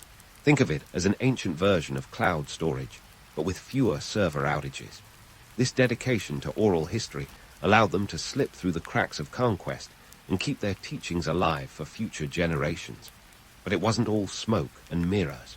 The Druids also understood the power of symbolism and spectacle. Their rituals, deeply rooted in nature, resonated with the human psyche. It's no wonder that even today, we find echoes of their practices in modern celebrations. Take Halloween, for instance. The festival of Samhain, with its bonfires and tales of spirits, has evolved into a global phenomenon, albeit with more candy corn and less spiritual communion. And speaking of influence, let's not overlook the Druids' surprising impact on modern-day rituals. Ever wondered why we light candles on a birthday cake? Thank the Druids' fascination with fire as a symbol of life and renewal. Or consider the winter solstice festivals, where the idea of rebirth and light prevailing over darkness still holds a special place in our hearts. The Druids might not have invented the party, but they sure knew how to set the mood. Now, let's talk economics, because, as any good historian will tell you, follow the money. The Druids' role in agricultural and legal matters gave them a direct hand in the economic well-being of their communities. They advised on crop cycles and land disputes, ensuring that resources were managed wisely. This wasn't just altruism. It was a strategic move to maintain their status and influence. After all, a thriving community meant a thriving Druidic order. It's the age-old principle of enlightened self-interest, helping others while helping yourself. But what does this enduring legacy teach us about human nature? For one, it highlights our innate desire to seek meaning beyond the mundane. The Druids offered a connection to the divine, a bridge between the earthly and the ethereal. In a world as uncertain as a roll of the dice, this connection provided comfort and purpose. It's a reminder that even in our modern, data-driven age, we still crave the mysteries of life, seeking answers in the stars or the depths of our own consciousness. Moreover, the Druids exemplify the human capacity for resilience and innovation. Faced with external threats, they didn't just fold like a deck of cards. They adapted, innovating their practices to suit the changing world. This adaptability is a testament to the enduring power of knowledge and wisdom, a lesson as relevant today as it was in the Iron Age. We're reminded that the true magic lies not in the rituals themselves, but in the ability to evolve and thrive amidst change. And let's not forget the allure of myth. The Druids' mysterious aura, cultivated by both their practices and the embellishments of history, continues to captivate our imagination. It's the stuff of novels and blockbusters, a romantic notion of ancient wisdom that, despite its embellishments, speaks to a deeper truth about our fascination with the unknown. We might debunk the myths, but we can't deny their charm. So, as we bid farewell to the world of the Druids, let's carry forward the lessons of their legacy. Whether it's their strategic thinking, their connection to nature, or their ability to adapt, the Druids remind us of the enduring power of knowledge and the human spirit.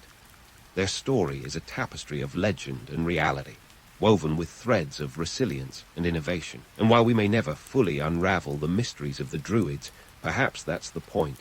Some stories are meant to be savored, not solved, leaving us with a sense of wonder that transcends time. You find yourself in the thick of it, not just any run-of-the-mill day, but smack in the middle of a cosmic showdown. It's the Cold War, and the stakes are as high as the moon you're aiming to step on. Here you are, tangled in a race that's not just about rockets or planets, but about proving whose ideology can literally reach for the stars. You're living in an era where every beep from the Soviet satellite Sputnik in 1957 felt like a wake-up call echoing across American living rooms, and let's face it, rattling a few nerves at NASA. Sputnik wasn't just a shiny object orbiting the Earth. It was a 184-pound metallic declaration that the USSR beat the US to space. It was October 4, 1957, and suddenly the sky didn't seem so friendly anymore. It was a game changer, and not the fun kind where you can just hit reset. No, this was the Cold War space race, and it was on like Donkey Kong. The Soviets had taken the lead, and Uncle Sam wasn't about to sit this one out, not with the world's political balance teetering on the edge of a satellite dish. Fast forward to May 25, 1961, when President John F. Kennedy steps up to the plate. With the kind of audacity that only JFK could muster, he throws down the gauntlet. He doesn't just want to catch up, he wants to win. Boldly, he announces that America will put a man on the moon and bring him safely back to Earth before the decade is out. Some folks thought he was nuts. After all, The US had only just managed to send Alan Shepard on a 15-minute suborbital jaunt, but Kennedy wasn't about to let a little thing like that rain on his space parade. Now, you're not just competing with the Soviets, you're racing against the clock. And it's not like you have a spare billion lying around to make this moonshot happen. Oh wait, scratch that. You do. The Apollo program is set to cost a staggering $25 billion, which in today's money is a cool $150 billion. That's a serious chunk of change. To put it in perspective, it's like buying every American a ticket to the most expensive concert ever and still having enough left for a lifetime supply of moon pies. Sure, there were critics who balked at the cost. They wondered if this was really the best use of taxpayer dollars. But you've got to remember, this was about more than just landing on some lunar rock. This was about national pride, technological prowess, and let's not forget, sticking it to the Soviets. In the grand scheme of things, shooting for the moon wasn't just a lofty goal, it was a geopolitical necessity. The political pressure was immense. Every success by the Soviets felt like a jab, every failure by the US a wound. But as you sit here, part of this incredible journey, you know it's about more than just one-upmanship. This is about pushing the boundaries of human achievement, about reaching out into the unknown and making it known. It's about proving that when America sets its mind to something, it can move mountains, or in this case, traverse them. And let's not forget the absurdity of it all. America has decided to win the Cold War by quite literally shooting for the moon. It's like a cosmic version of anything you can do, I can do better. But instead of throwing tantrums, you're launching rockets. And while it might sound ludicrous, there's a kind of beautiful madness to it.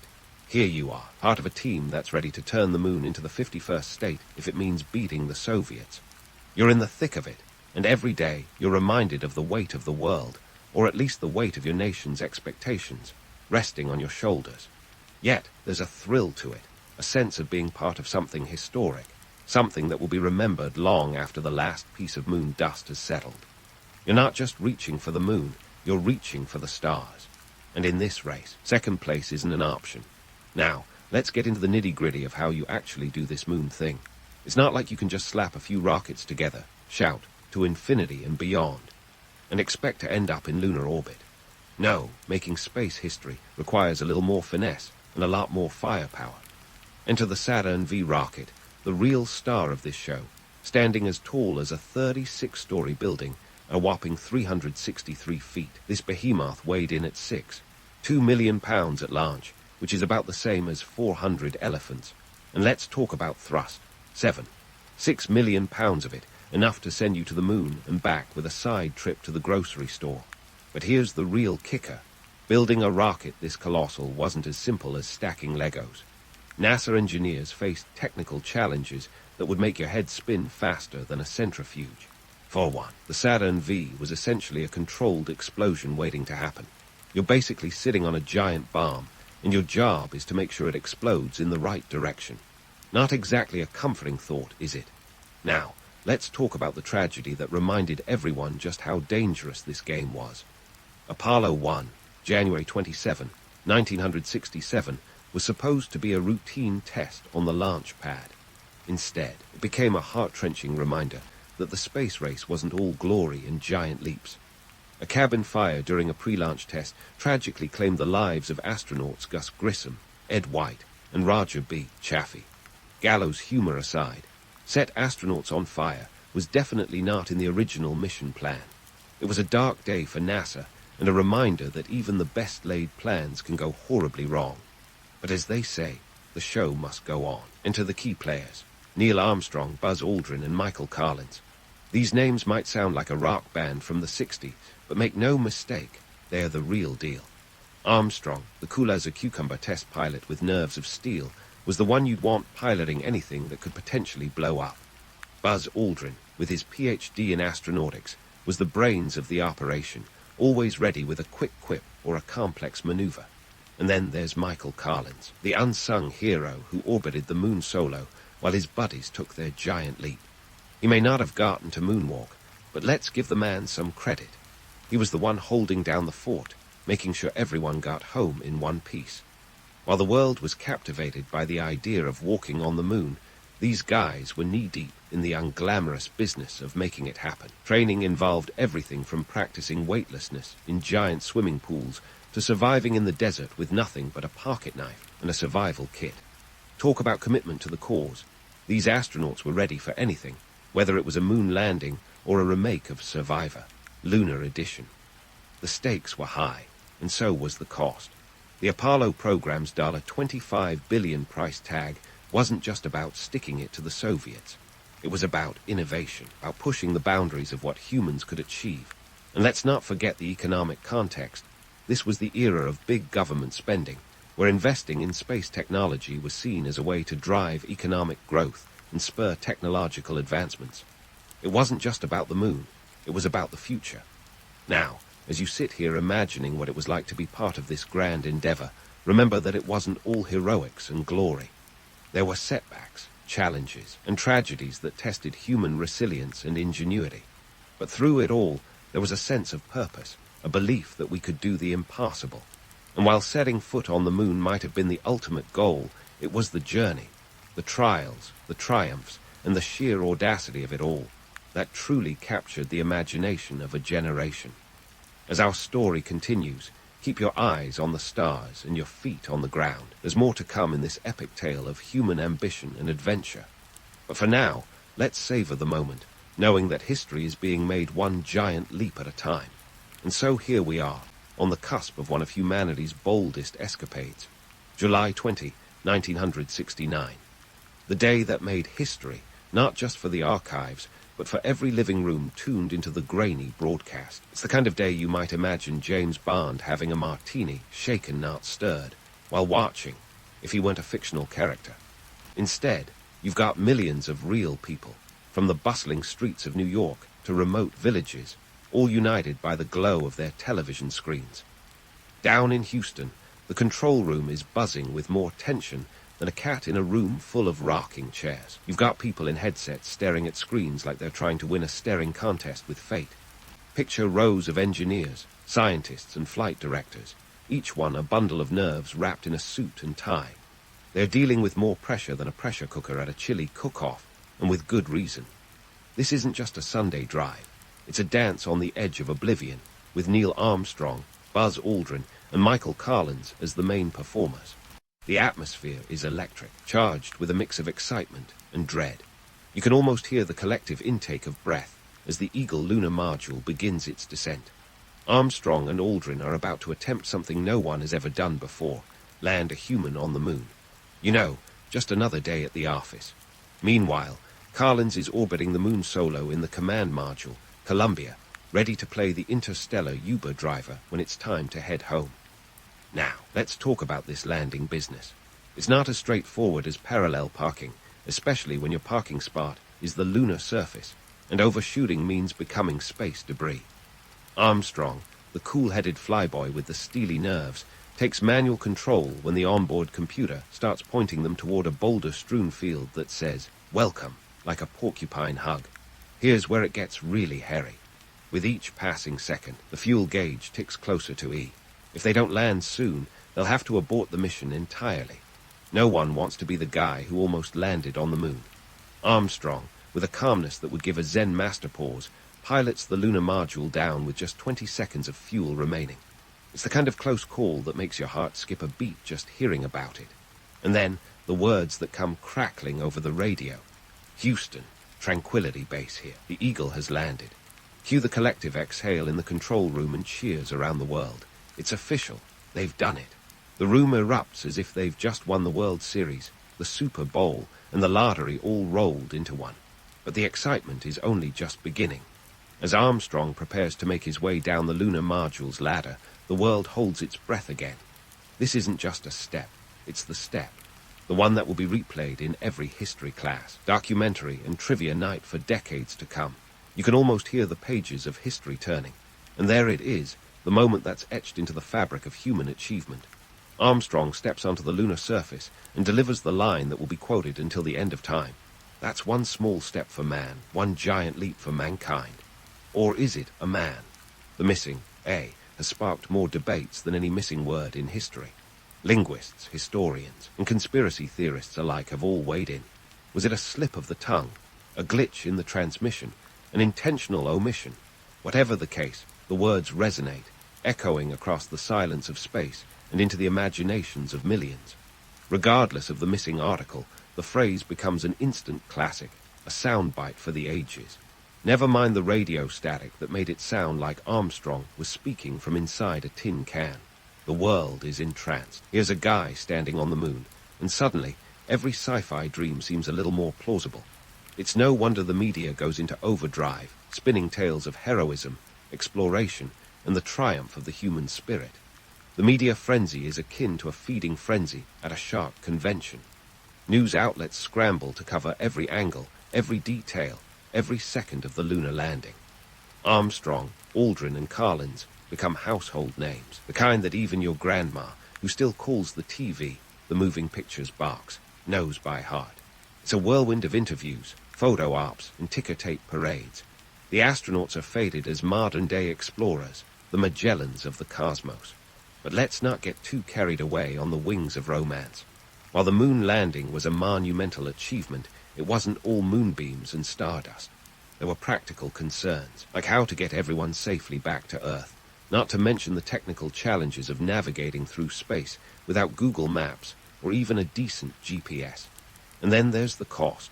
Remember that $25 billion price tag.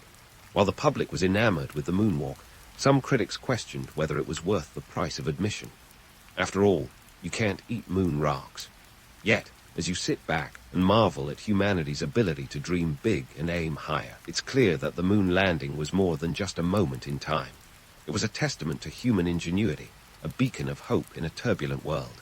It was proof that when we work together, we can achieve the seemingly impossible. And while Armstrong's words may have been muffled by radio static, their message rang loud and clear. As you contemplate these historic events, remember that the story isn't over. There's more to explore, more to discover, and more to achieve. The moon landing was just one chapter in the epic tale of human exploration. Who knows what's next? Mars, anyone. But for now, let's savor the triumph of that fateful day in 1969, a day when we truly reached for the stars and found our place among them. So, as you're basking in the glow of humanity's cosmic triumph, what's next for Armstrong and Aldrin now that they've claimed the moon for the good old US of her? Spoiler alert, it's not all flag planting and history-making sound bites. These two explorers are about to spend the next few hours getting down to business, science, sweat, and a whole lot of moon dust. First up on the lunar agenda, science experiments, because what's a trip to the moon without a bit of geekery, right? Armstrong and Aldrin were tasked with setting up a series of scientific instruments that would turn the lunar surface into a high-tech laboratory. Among these was the passive seismic experiment package, a seismometer designed to detect moonquakes. Yes, moonquakes are a thing. Imagine the moon shaking like a Polaroid picture. This seismometer was so sensitive that it continued to send data back to Earth for 8 years, recording every shiver and tremble, which helped scientists figure out that the moon isn't just a dead rock, but has a bit of a pulse. Then there was the Lunar Laser Ranging Retroreflector, a fancy name for a series of mirrors. But these weren't just any mirrors. They were designed to bounce lasers fired from Earth back to their source. Still in use today, this setup lets scientists measure the distance from the Earth to the moon with mind-boggling precision, down to the millimeter.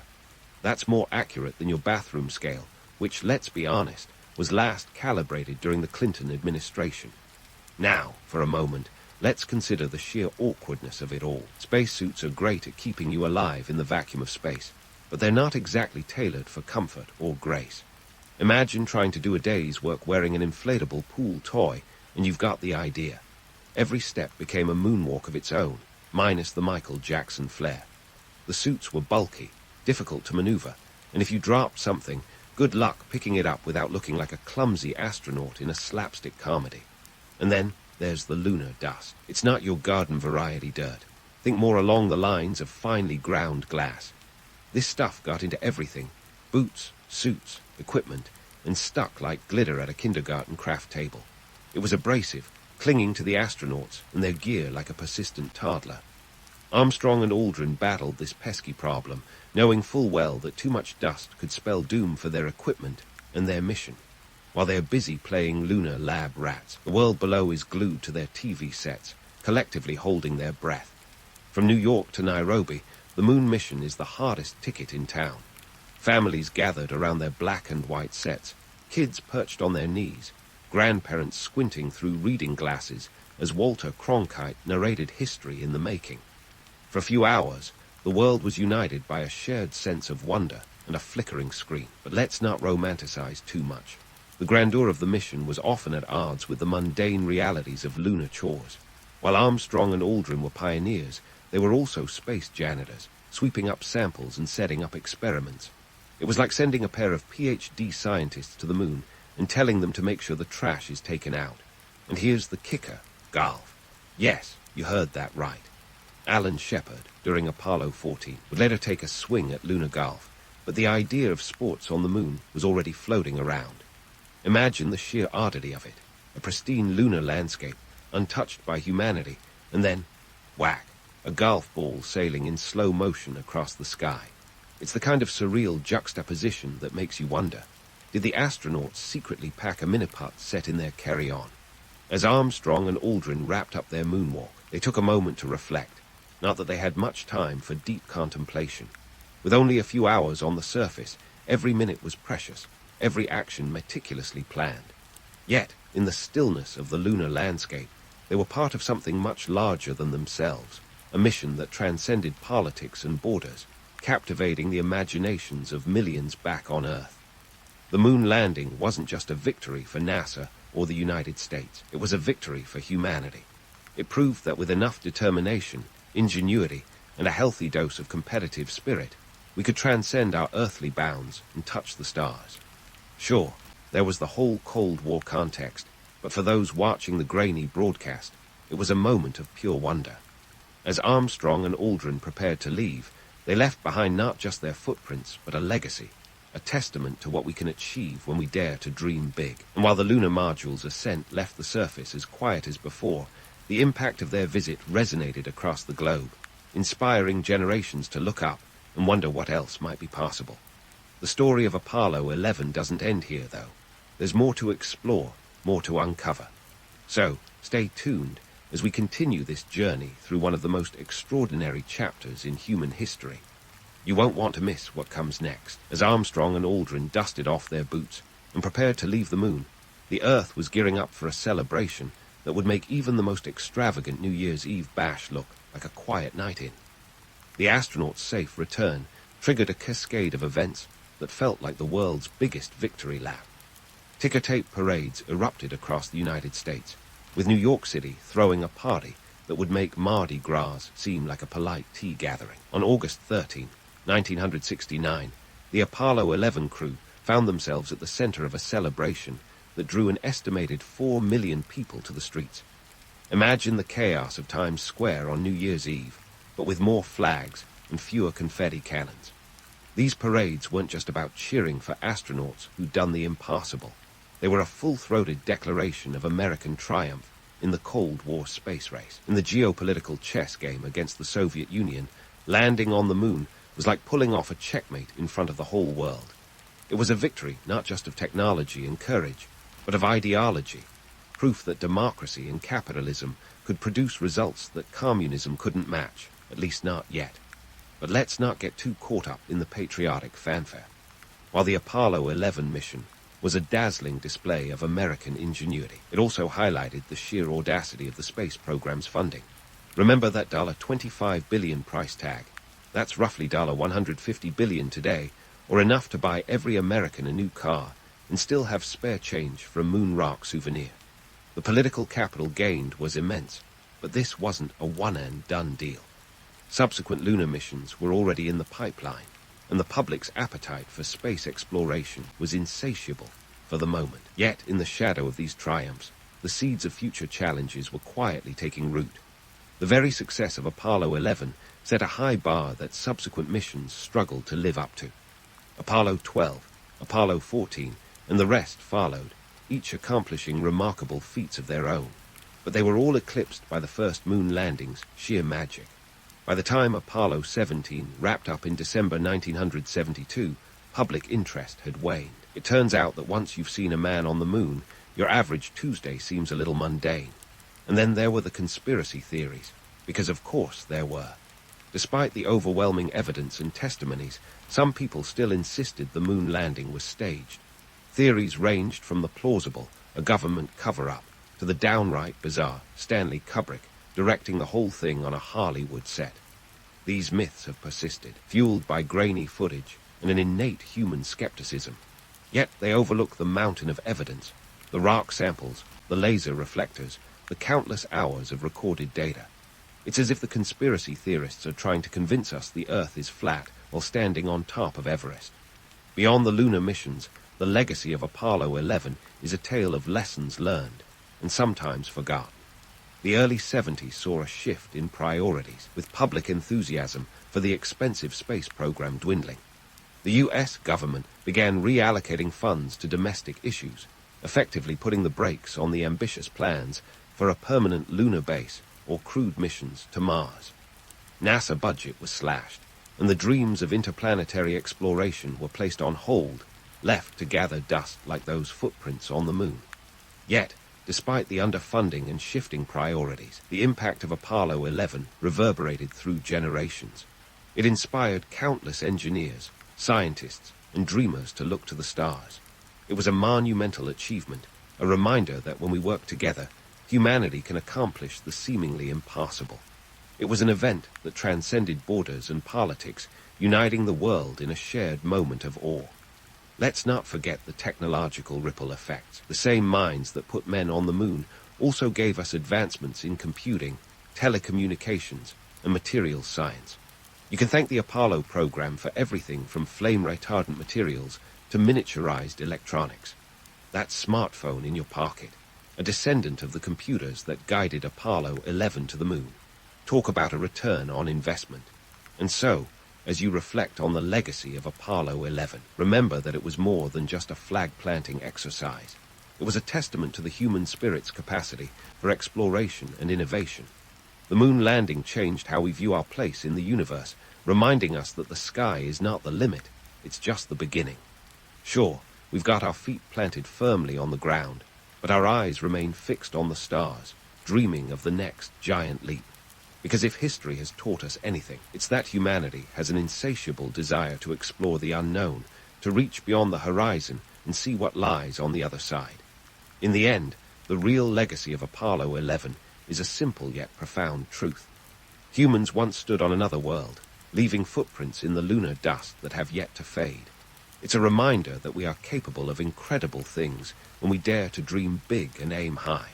So, whether you're gazing up at the night sky or scrolling through the latest space news, remember that the spirit of Apollo 11 lives on.